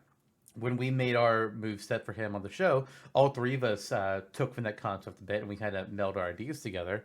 The idea that I personally had using was I had him more using arts from the Agnian character since he's the Kavesi, and when it comes to the uh, combat system where you can use two arts at the same time, it has to be a Kavesi art and an Agnian art. You can't use two Kavesi or two Agnian arts at once. So that's kind of like why I pulled that in there. And then he also has the Ouroboros form that he can form with Mio, which is obviously Final Smash material. It's either doing that or it's him just using the Lucky Seven sword to do a giant screen swipe. Either one of So those is what it's going to be. But as far as his story is concerned, he is a soldier, forced into an endless war, essentially, uh, where characters can either die on the battlefield, where they fall into dust, or when they reach their homecoming, which is when they have lived for 10 years, they go back to their country as basically like as a celebrated warrior and get, how do I put this? Also return to dust, and then spoilers are here. They get reborn at some later point in some other place as a fresh soldier, where they're a child once again, younger than they were when they died, uh, and they go through the same thing. The memories wiped, everything, but in the beginning of the story, Noah's team and a team from the other country in the war meet up. They learn that there's new threats that aren't just them, and that hey, we got to team up and save the world, guys. Let's go. Yeah, it's an amazing opening to the game. It Yeah, starts out so dark, and it's like, okay, wow. After Xenoblade Chronicles 2 and how that opened up, it's such a tonal it's shift. it's very Whiplash. much a cold open compared to Xenoblade 2. Xenoblade 2 has Mhm. it would be like if Xenoblade Chronicles 2 opened up. Again, spoilers for Xenoblade Chronicles 2. It'd be like if Xenoblade Chronicles 2 started with the moment Jen kills you. If that was Yep. the first scene, that's like what Xenoblade Chronicles 3 is. Hmm. Or Yep. spoilers for Xenoblade Chronicles 1, it'd be like if they started that game, the battle where Fiora gets killed. It's the Yep. same shit. It's like, oh my god, what are you Yep. doing to me? Yep. Shit. It's yeah, it's pretty cool. Yeah, I liked what we did for Noah in Smash Up. I mean, the Smash Utopia. I wonder if that's what they would go for in Smash itself, or if they would focus more on just his Kavesi and Agnian arts that he has to himself. But then again, you are forced to class change at a certain point in Xenoblade 3, so it kind of becomes They do, that. but sometimes simpler is better. Especially Mm-hmm. when you take into the fact that like a lot of times with us, we like to say go very fancy stuff, and we say we don't care about technical limitations. We don't Mm-hmm. give a shit about it. Like Rust Redux is very much we don't care about technical limitations for that project. But Mm-hmm. but for like rates or chances, we kind of have to keep some of that in mind. For this is purely our wish list, so we don't give a shit. Mm-hmm. So sure, if we theoretically he has every class, he doesn't theoretically. But the other thing for like Can Smash would be like, would they go for that or would they go for Mio? It's true. Mio Yeah, is Noah more versus Neo. immediately unique. Very true to the game, having Noah have to clash with Mio for this. Yeah, it would absolutely be one of the two. It's not going to be anybody else. Oh yeah, absolutely. Not Console J, not anybody. Nope. Definitely not Console J. Fuck Console J. Yeah, I agree. Whiny bastard. Um, and then on the other hand, you have Lynn. She would be unique in a sea of Fire Emblem characters that are not unique to each other. Yep. You have your Marth, you have Ike, Robin, Byleth, Goran. They're, at the very least, the credit you can give them is they're fairly different from each other. And then you have the ones that people complain about. Oh, and also Goran and Byleth are also complained about for other reasons. Yeah. So it's very much a fractured roster with, there's so many choices, they just could have done better, as we've said before, like with Zelda. We kind of repeat those points on the show. But with her, I mean, she has Ryan Flesh. Balance the bow on the ground and shoot the arrow.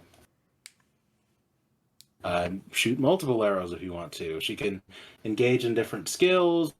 We have Astra and Vantage as her like skill-based moves for her side and down special, and her final smash is her critical hit from Fire Emblem 7.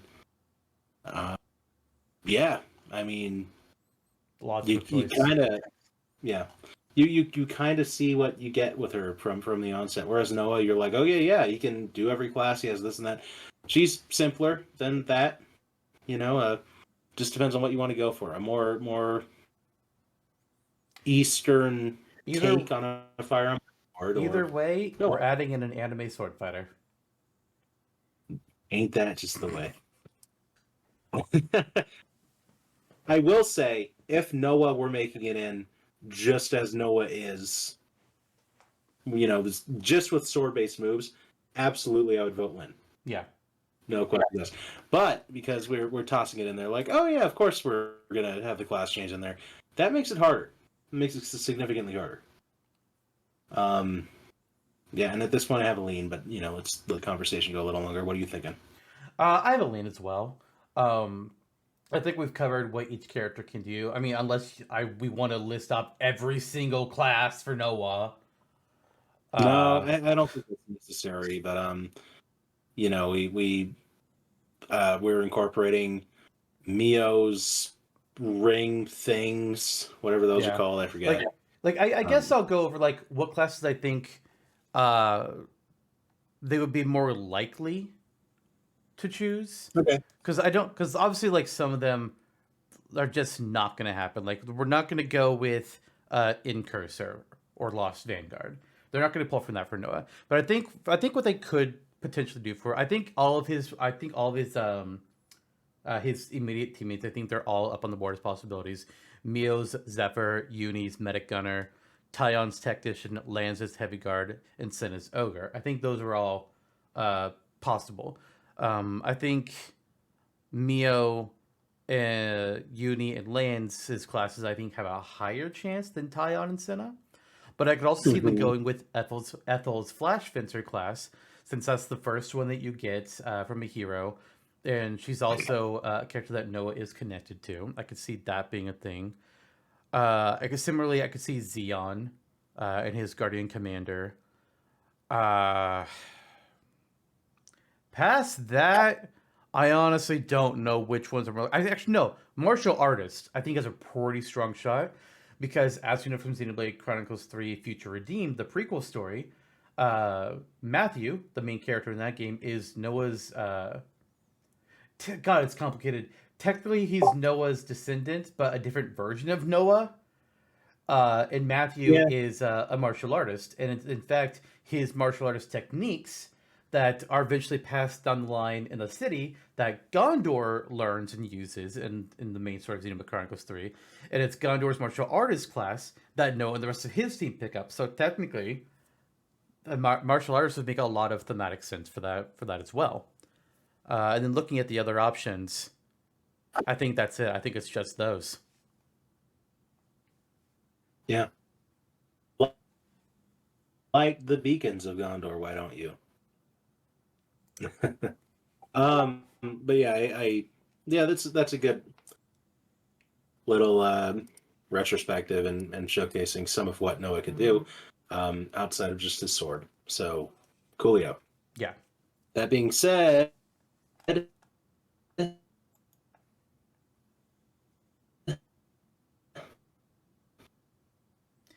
where's Aline? Who wants to start with that? All I heard. That being said, there's a lean because you were cutting out bad there. Yeah, I was looking at you, and your screen for me was like you cut in 5 different places, so I kind of assumed I was hitting lag. Oh yeah. Oh okay, yeah. I think we're good again. Storm tonight too, but we're gonna. Yep. I should close these tabs off. I'm like looking at the Smashtopia wiki while talk. Let's do that. Okay. Hopefully. Close Chrome entirely. Because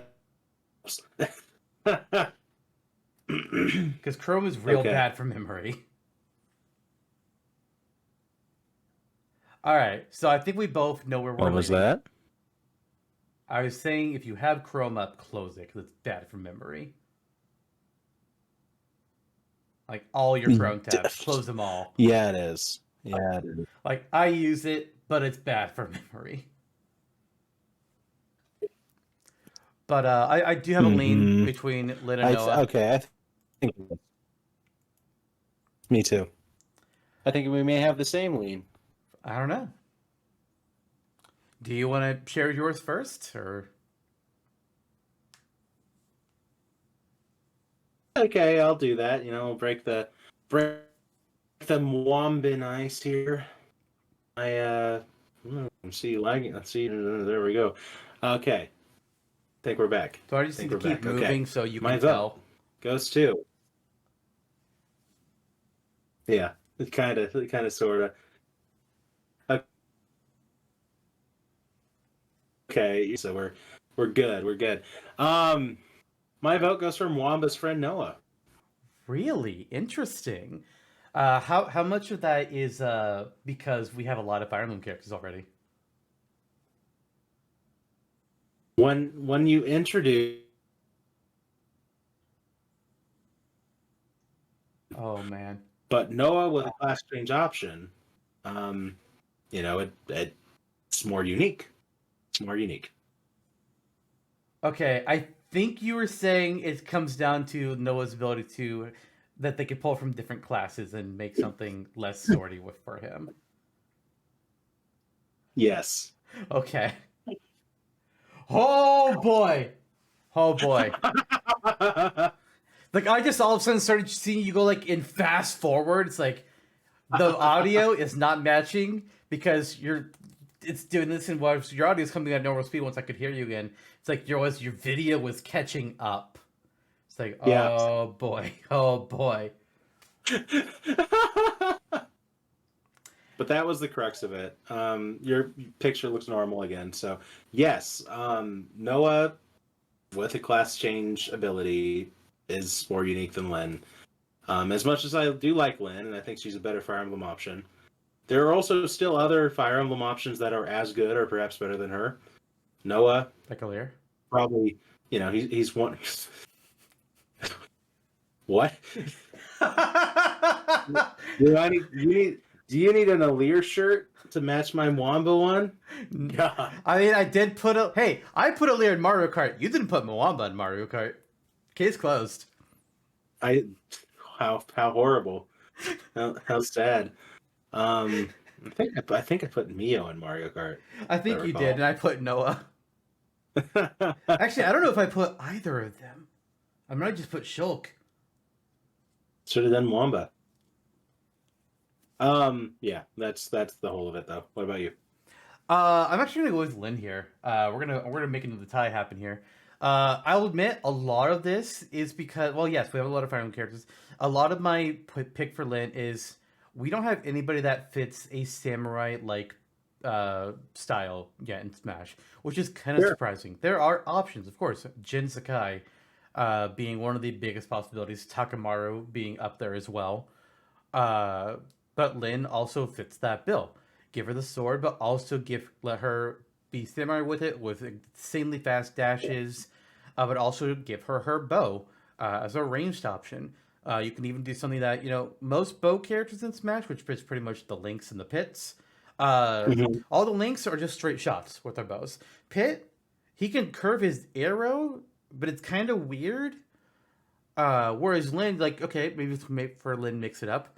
She can actually angle her bow before she fires, and then it still fires in a straight line, not a weird, funky, curvy arrow like what Link and Dark Pit do. Yeah. Still another way to mix it up, or even have it be a down special. She jumps up and she shoots down at the ground. Make it be something different like that too. Bows don't have to be on the neutral special. Very true. Very true. Whereas Noah, there is the different classes, but I do still feel like Noah is going to be a simple character, very basic. Like even in terms of fantasy, I still think he's going to be largely played from the sword fighter class. And if I'm picking between sword fighters, I mean, Lyn's just more interesting. Mm-hmm. I'm going to stick to my gun here, but you make a great argument. I think this will be a popular tiebreaker. Yep. So that means, much like with last episode and several in the past, the viewers, it's up to you. Send us your votes between Lyndis of Fire Emblem The Blazing Blade and Noah of Xenoblade Chronicles 3. Which one of these two characters would you rather see become a playable character in Super Smash Brothers? When we will tally up the votes and we will reveal them when we do our next Smash Dash episode. Which, speaking of, we kind of forgot I to was do wondering. this. Yeah, we Yeah. kind of forgot to mention it. We had a tie in the last episode. Wow, back-to-back ties. Goddamn. Between Meowscarada of Pokemon Generation 9, Scarlet and Violet, and Adol Kristen of the East series. Jonno, do you have the votes? I do. Right here in my hand. Oh, wow. Okay. Uh, by a vote of 15 total votes that we have tallied today. Yeah, not sorry. I thought it was going to be worded that 15 wrong. to something. It's like, what?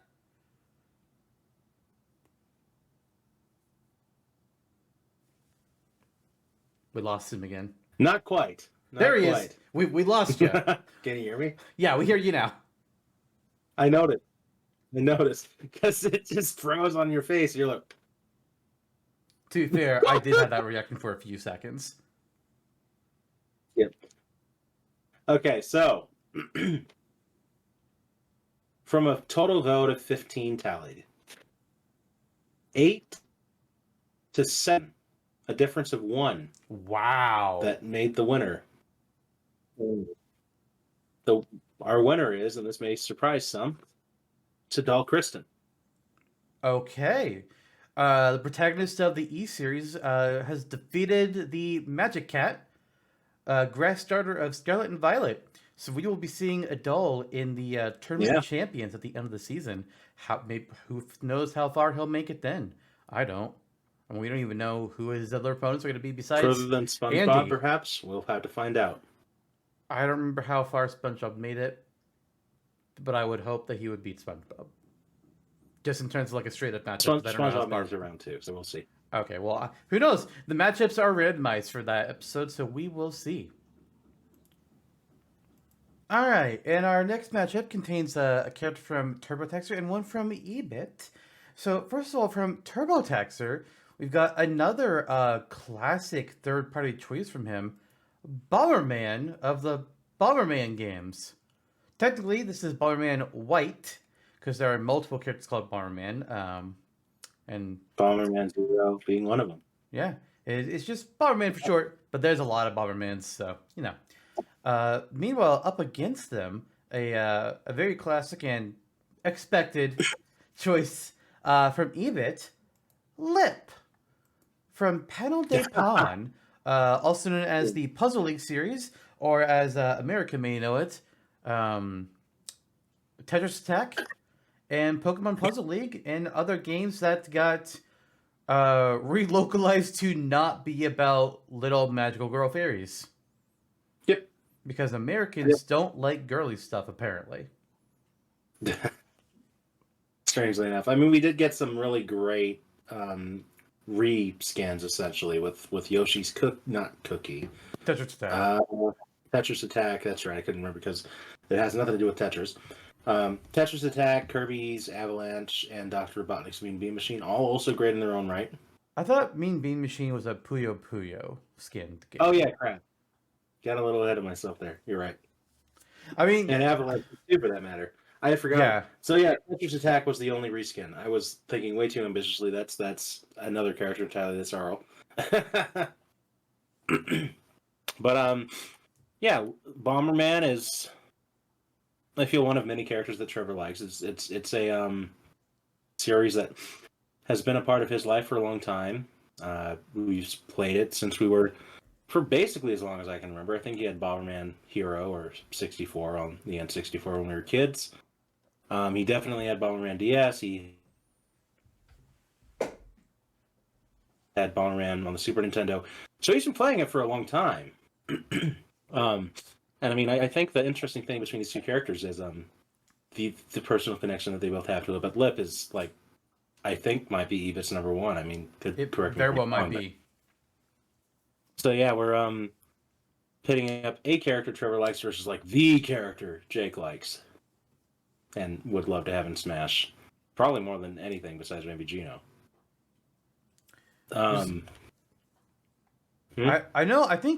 I know one of our guests had Gino on those. I can't remember who it was. Might have been Jake.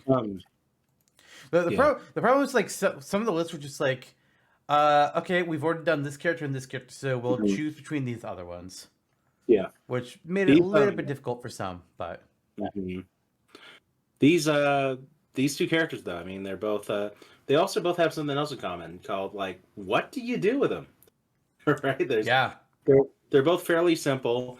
Bomberman does have other abilities with like different types of bombs he can use outside of the norm. Um, and you see that again, like in the aforementioned hero, the adventure games, and also Bomberman R and R2 are very liberal with the types of bombs you can use and types of power ups you can use. So there are more options that he has under his sleeves than you may initially surmise. Lip though makes you wonder. Outside of lipstick, what can she do? hmm. I mean, first thing I'll say about Bomberman is that if I'm designing him, I would probably make all his special moves be bombs. Just have them be bombs that operate in a variety of different ways, because that Mm-hmm. is the core of the character. It's in his fucking Yeah, name, yeah. Bomberman. So I just Mm-hmm. want to focus on there. But nothing stops him from being able to punch, kick, headbutt, the typical stuff. Can absolutely do any of that. Lip Mm-hmm. though, as you mentioned, yeah, it's a lot more difficult to pull from Lip's source material because Pen de Pon or Tetris Tag, Puzzle League, however you want to call it, it is a puzzle game, pure and simple. You have a double-sided cursor that you move down blocks, and then when you press the button, it swaps the position of those two blocks, and you're trying to get three or more blocks of the same type in a row together so that they will disappear, and try and like make sure that the blocks don't reach the top of your screen while your opponents can send junk blocks over to your side and just really screw you up.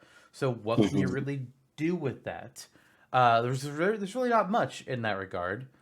Um, like I have a whole little synopsis or as much as I can for the character in the game, and Lip is known as the Flower Fairy. So there's multiple different fairies in Panel Pond. They each have their own little domain or what you want to call it. And Lip is especially associated with flowers, which is why she has the flower rod or flower wand or Lip's stick, as it's called in Smash. That she can that in the Smash games, you hit an opponent with it, and the flower will start to grow in their head, and it does constant damage to them, not unlike a poison status effect in a RPG. But Liv is also defined as being a cheerful fairy with a powerful sense of justice, a little bit tomboyish. The fan translation calls her the Fairy of Flowers and calls her weapon the Flower Rod. But then in Panade Pon, where am I seeing? Yeah, each fairy possesses magic as well. And it's not intended to hurt anybody. Instead, this magic is used to maintain the peace of the fairies and animals' world. Lip is a cheerful and spirited young girl who unfortunately is really bad at using her magic. She's just not good. Whether that means that like now I don't know if that means that, like it screws up, it does different things, or if it's just like kind of like how Ashley in Warrior where it's like that's not what I was supposed to do. Oh, not again, giant plant. Or if it's more just like her spells don't take effect. Not really sure. Doesn't really go into detail there. But it says she's not very good at her magic, which is why she has the wand. Other fairies don't need one. But she needs to focus her power, I guess. But then one day, monsters appeared, and they started wreaking havoc. And they were able to bully the fairies and subdue them. They were even able to charm the fairies with an evil spell, which forced them to fight against each other, even though they're supposed to be best friends. Lip was the only fairy unaffected for whatever reason. I don't know if she just escaped or if she was just immune to it. And she had to defeat each of her friends in a puzzle match in order to free them of the brainwashing, which is, you know, Tetris Attack for Yeah. Super Nintendo, similar deal. Kamek casts a spell against all of Yoshi's friends to make them start fighting, and Yoshi has to go from island to island, freeing his friends from the brainwashing, which I say his friends, but it includes things such as Hookbill the Koopa, which is not one of Yoshi's friends, so I don't know why Hookbill is there. Same with Raphael the Raven. They're not friends. They're Nope. not friends. Yeah. But You say Paper Mario. yeah. But then the other fairies are like for wind, ice, nature, jewel, water, fire, sea, moon. Those are the other fairy types. So theoretically, they could give Lip some basic flower and plant magic, and then you could either go all in on that, or you could say pull a Ness and be like, oh, the other fairies tossed them a lip their abilities, so Yeah. Lip can do something with water, fire, the moon, or you could do an attack where she waves her wand and blocks from pound upon spawn, and either Yeah. like get tossed through the air or like they'll fall straight down. I kind of imagine that could easily be her. Like imagine her down smash is a big junk block falls straight down to crush an opponent, Definitely. Yeah. or the up smash similarly. Uh, Several different blocks jut out from the ground as if they were appearing super quickly, because that can happen. Pinabon, you can speed up the game and cause the blocks to appear faster, so you have more to play with. And Lip can just do that. And the side spell, so she just throws a couple blocks forwards. Easy doing. hmm And then make her Yeah. specials focus on flower magic and maybe some of the other magics. Some folks have even used the garbage block as a like a keep away tree villagers tree move for a down special I'm seeing on Smash boards. I can see it. Or like they have the quick swap, like the actual like swapping block mechanic as a Oh, side step, where they have the cursor go over whip and then you can take her fair wisdom. I like that. that's I like that. clever. That's clever. I like that. Yeah. And some people, they have like a giant flower sprouting from the earth for an up special to bring her up some ways. Or this person, I'm gonna reference their username here, Anonymous on Smashboards. They mentioned their moveset for Lip. There's this creature called the Watabo. It's a round, fluffy cotton creature. So not something that you haven't seen like Totoro, I guess, like a Yeah, tradition. I'm thinking of two things here. I can't remember its name. The main monster in Dragon Warrior Monsters 1 and 2, which is like the guardian monster at the two different towns, and then also Watapon from Yu-Gi-Oh!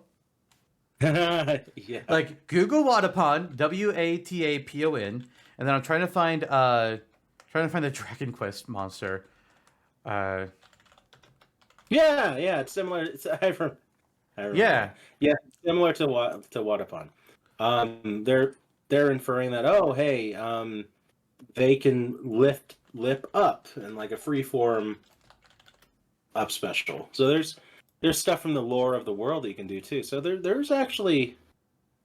So you pose the question, what can she do? It's not obvious. The game isn't obvious, but you kind of give a nice stressor between you and Anonymous. There's a lot to go off of. So, He say pull from the moon. say What the was name that? say the name of the creature again for me. Watabo, Watabou. That's the name of the guy from Dragon Warrior Monsters. That's the guy that brings you into the world. Because the aliens are technically an isekai. Apparently they got renamed to Fluffy in a later game, which is... I don't like it. I don't like it. But yeah, Watabo, and then in Dragon Warrior Monsters 2, a different monster, Warubo, which is a different town. It's kind of like the rival of the first game's town. Mhm. Weird and interesting, and they're kind of filled a similar description here. But yeah, this fluffy prairie creature can help her out. Nice. So there's a lot going there. Bomberman also. I mean, the list of bombs here. He has bombs that interact in a similar way to a standard bomb, but like work with the environment differently. Like you can throw a rubber bomb that bounces multiple times, or there's remote bombs and mine bombs. Like so, Bomberman's basically Snake in those instances. Snake Echo? Piercing bombs. Yeah, there you go. There's he can pump his bomb up like in Mario Party 5 and make it super big, and that's like a final smash waiting to happen. Dig Dug Echo? Yeah. Then he also has different types of bombs: the standard bomb, ice bomb, wind bomb, water bomb, lightning bomb, nav arm bomb. Which what the fuck? But looking it up, it means it's an earth, like a rock bomb. A light magic bomb and a gravity bomb, like a black hole comes from the bomb. Nav arm sprays lava. Yeah, So it's napalm. It's a napalm bomb. Oh, there you go. Mm-hmm. Oh yeah, it says right here, napalm bombs may have been renamed nav arm bombs in English out of sensitivity due to stuff. Yeah, that's true. Oh my god, there's so many more bombs than just that too. Jesus. of course, his bombs also explode in like a cross shape. Yeah. So it's a little different than the normal. There's something like 30 bombs written down here. So there's a lot. There's a lot of different bombs. He has animal friends too, notably Louis the kangaroo. He has a Okay. friend of his who can lift him up into the air and shit. He's also a profound skater, apparently. He can skate around on the stage. He can roll bombs, lob bombs, hop into the air from a bomb exploding. That's what I think the crux of his moveset would end up being. And it's a little surprising still that, a character with this high of a profile, the face of Hudson Soft, later, another Konami character, but the face of Hudson Soft all the same. Longtime friends of Nintendo, gets in as an assist and then not as a playable. I could have seen him as a playable from the start. I think it's generally considered that Bomberman is like the biggest Hudson Soft character, unless there's things I don't know or remember our Hudson games. Him and Master Higgins, basically. I'm trying to look up a list now. Yeah, Bomberman, a bunch of old things from the 80s and 90s. Bonk's Adventure, everybody. Yep. Yeah, TurboGrafx 16, shout out. Great system. Oh, shit. The East series. Yeah. Never mind. It's a doll versus Bomberman. But a doll is developed by Nihon Falcom. It was on the TurboGrafx. Oh, maybe they just helped to publish one of them or something. Mm-hmm. But yeah, looking at it, Bomberman is definitely like their biggest franchise for sure. Mm-hmm. Yeah. And then others like Ys and Wonder Boy. Those are Nihon Falcom and Sega, respectively. So but yeah, they have Bomberman. They have Master Higgins from Adventure Island. They have Bonk. Basically. And then they did a few of the Mario spinoffs. Mm-hmm. But yeah, it looks like if we ever get a Hudson Soft character, it's Bomberman or bust. Easily. Mm-hmm. Hey, where's the TurboGrafx app on NSO? Edit sidebar. Anywho. Ask the Wii Virtual Console.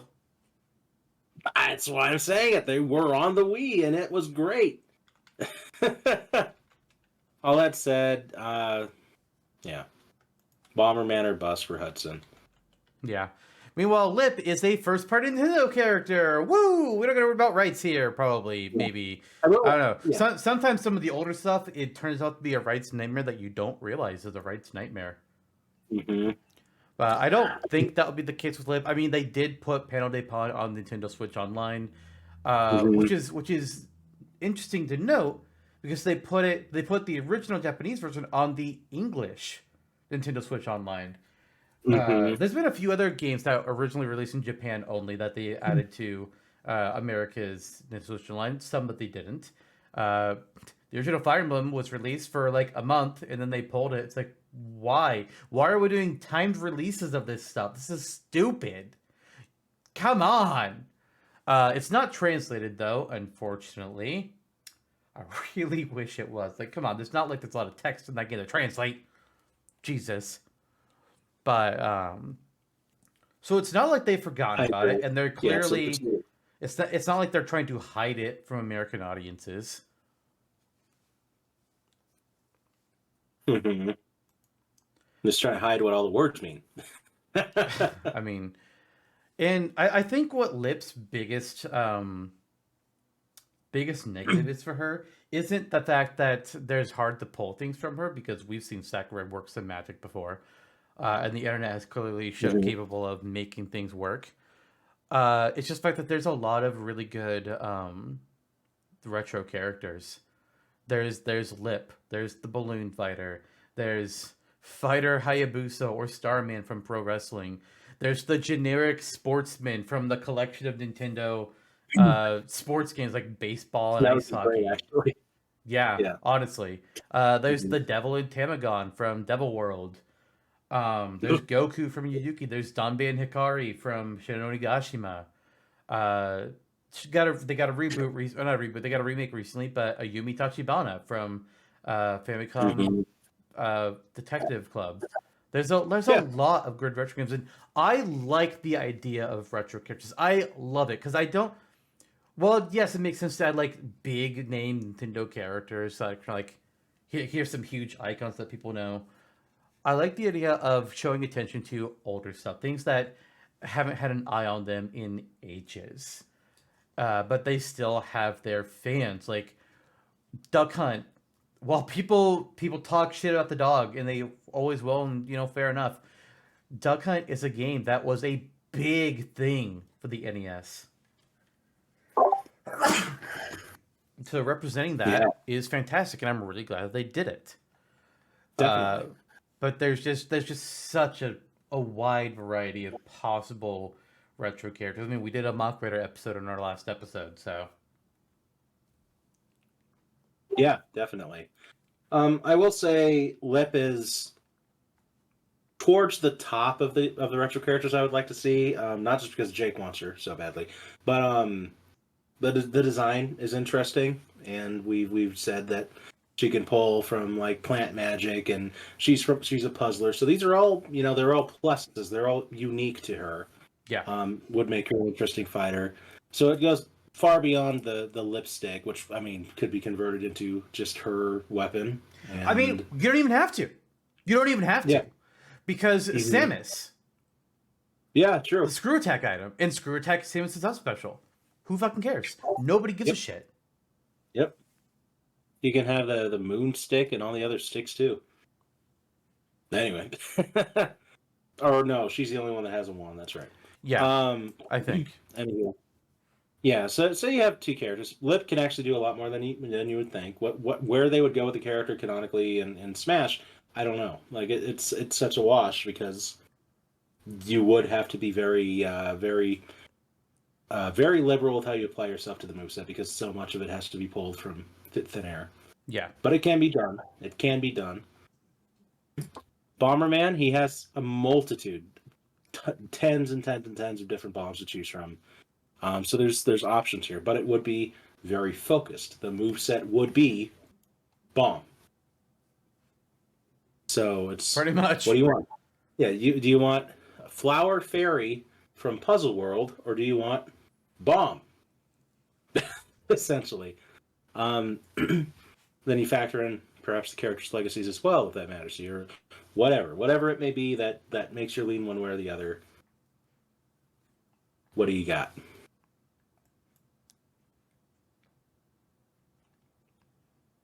Sorry, I'm looking something up here. Because there is another penalty pawn game where they basically seem to have like the same characters, but they're all different characters. So instead of Lip, there is Firo, but she has a design that's very similar to Lip and also has a flower wand. So I'm trying to see like is like theoretically they could pull things from her as well if there's anything unique that she has to her or from that game, and I just don't know because the wiki, unfortunately, for an old game like this, there's just not much information to go with. Right. But both these the interesting is that both these characters they're both puzzle game characters. Bomberman has a little bit more than puzzles, but Lip is strictly puzzles.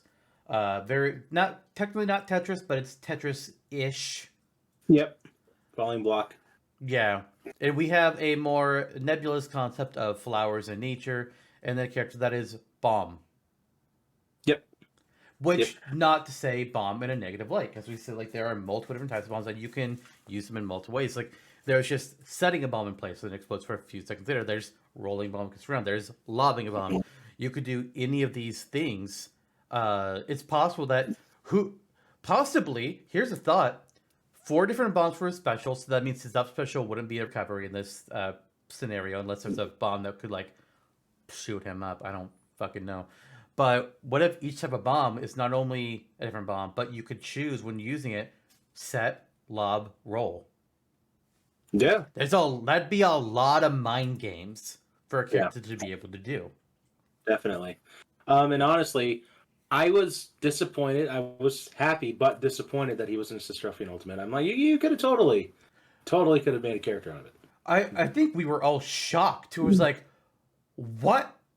Wait, A Mhm. third-party character who's doesn't have a playable character from the franchise is an assist trophy in Smash. Holy shit! Like obviously we later got Shovel Knight, but Bomberman was the first one of those that we got. I think they might Yeah. have been revealed in the same video, but Bomberman was revealed first, and we were all just like, "Oh my god, we are breaking barriers once again." Ultimate did a lot of that. It Pretty much the did. only one they left uncovered was fourth parties. Uh, yeah. hmm Well, characters that haven't appeared on a Nintendo platform. That is still Yes. true, I believe. hmm They've gotten a little cute with how they represent that, Yeah. like with Cloud and Joker. But yeah, Yeah. up to that point anyway. Kingdom Hearts Chain of Memories and Persona Q2. Persona 5 Royal did come out on the Switch later, but that wasn't for much later. Yeah, and Final Fantasy 7 as well. Oh yeah, true. That said, Final Fantasy as a franchise did start out on Nintendo, so Yeah, I'm still all those years later kind of reeling from Cloud being revealed. Okay, but what are we gonna do here between these two? Also, they got cute with Sora. Well, I guess again because we Chain of Memories, we kind of already covered that. I was thinking of how the Kingdom Hearts series, the main games, didn't appear until later. Yep. Um, And they appeared in poor fashion in Cloud mode. Like, oh my gosh, bad. It's not good. Yeah. I don't really have much else to say with Scares. I think we've explored what they could possibly do, what they could bring to Smash, Agreed. how they could function. I don't know. I think either of these could easily work. I do have my lean. Me too. All right. I agree. Either could easily work. They both represent kind of puzzly, arcadey experiences, which I like because I like exploring unexplored genres. Like I would love a puzzle character. I'd love a beat 'em up character. I'd love a visual novel character because these are characters that have been unexplored in their genre yet.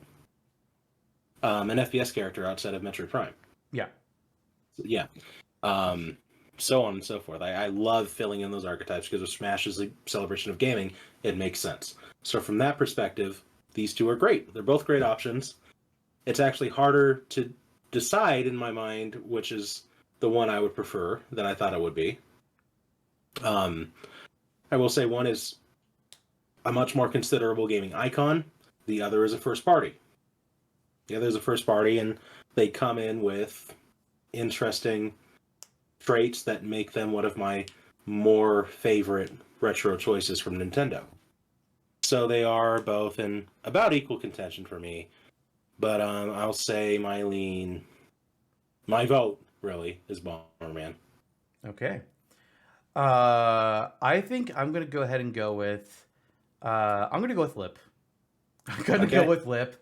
A large part of it is the retro aspect. As I mentioned, I like the idea of retro characters, which Lip certainly fills the bill for. She's also a strictly puzzle gaming character. The fact that she got replaced in the very next game by somebody that's almost identical to her, it's kind of an Adeline situation in Kirby, if you think about it. But Lip is the iconic one. Lip's the one people know. The other character was her. It's like it's a sequel, but it's like one part of the Nintendo Puzzle Collection alongside another Yoshi puzzle game and another Kirby puzzle game. So it's kind of like it's just kind of there existing. But I like the idea of Lip being this flower fairy. She's kind of not technically a magical girl, but kind of on that spectrum. And you can be really creative with flower, and maybe a touch of nature-based magic. I mean, there is strictly a nature fairy, but flower, nature, these are in the same fucking realm. So I mean, come on, it's who the cares. But I like the idea of Lip a lot as a fighter. Get a little magic character, get a fairy in here. Sure, why not? It sounds fun to me. I like it. We have two tiebreakers from this episode. Fuck! Quite a tiebreaker heavy season so far. Fuck! I can't say I dislike it. We're gonna have to roll down the hatches, ask all of our friends, and ask you, the viewer, as well, to help us out here. So we have a couple weeks before the next episode goes up. We're going to be tallying probably through the first week of January, being realistic, because we're going to be releasing this on the 30th of December, and then we have to record it before the 2-week period goes. So we'll likely record around that period, that first week of January. So get us your thoughts on Bomberman versus Slip, Noah versus Lynn. You can do it in a variety of ways. You can email us at supercastbrothers@yahoo.com, because we did have a Gmail account that I forgot the password to. You can also email me at my work address, jfromwriter@gmail.com. We'll have all that info on the YouTube channel, as well as you can message us on Facebook, Instagram, whatever. However you want to get to us, Discord, etc., etc., etc. There are many channels. Do so. My stream. Yeah, Zantok, you can hit his Twitch stream every Saturday and Sunday, I think, right? Yep. Saturday and Sunday at 2 p.m. Central Time. Okay, you can do that. You can also visit my Instagram polls. I'll be running a couple throughout the week. Just visit Jonathan Fromm on Instagram, because I can't really guarantee when I'm going to put them up. Also, just to clarify something here, I think the poll's going to be running a bit longer than the first week of January, because that would mean that they get like 4 days to vote after this episode goes live, and that makes no fucking sense. Episode types were released 6 weeks in between. So this one's going up on December 30th. The next Smash episode will be going up February 10th. So late January is likely when we'll be recording this. Maybe mid at the soonest. True. Okay. Yeah. Had to make sure we got that out there, because it's like, that gives them 4 days to vote. And I can tell you, we're definitely not recording in the first week of January. Not that episode. We'll probably be recording a different one. Yeah, I was getting ahead of myself. I forgot that On Topics and Smashopias existed. You did. But yeah, next Smasher Dash is not due until February 10th. So get us your votes before the end of January. Yep. Cheers. All right. I can't believe for a keeper. I'm assuming you were saying you can't believe we did 2 ties in one episode. Yep. He's dying again. Lovely. I think this has happened once or twice in the past. Not last. I don't think we had any ties at all in season 4. If we did, it was like 1. But to be fair, we also had a lot of guest episodes for Smasher Dashes last season, which kind of plays into that. I don't think we have as many guests playing for Smash Dashes this year. It kind of just depends. Like we pick a guest based on like, hey, do the characters we're talking about here, does the sound good have a guest here? Yes, cool. Let's see if we can get somebody. No, we don't need it. But yeah, 2 in 1. Oh boy, I don't know what people are gonna do, but we'll see. I mean, I guess I have. Honestly, I have no idea where the vote will go. It could go either way for any of these matchups. That said, though, we're at the end of this episode. Next episode, it's an actually, no, technically, next episode isn't an on topic. What? No, it's part 2 of our roster redux project.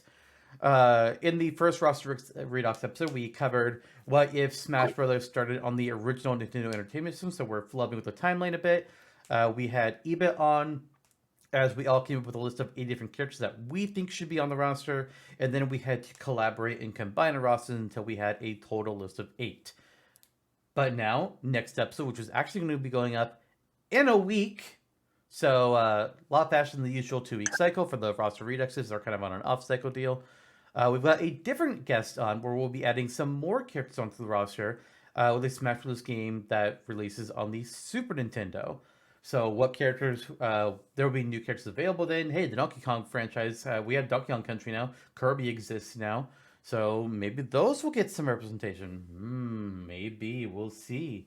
So you'll be able to watch that. And then our normally scheduled episode after that would be our On Topic, where we'll be discussing All-Star Mode. Previously, we've discussed, I think we've already discussed both Classic and Adventure modes already in previous episodes. So now it's All-Star Mode's time, the other big single-player mode that's typically in Smash. It's kind of absent in Ultimate. It's kind of present.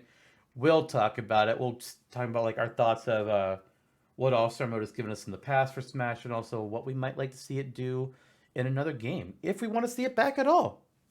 So stay tuned for that. Yeah. Cheerio. Remember, Azurta is always with you. Until he's not. And so is Mwamba. Until it's Right Bernard. Here. All right. See you all next time. Bye, everyone.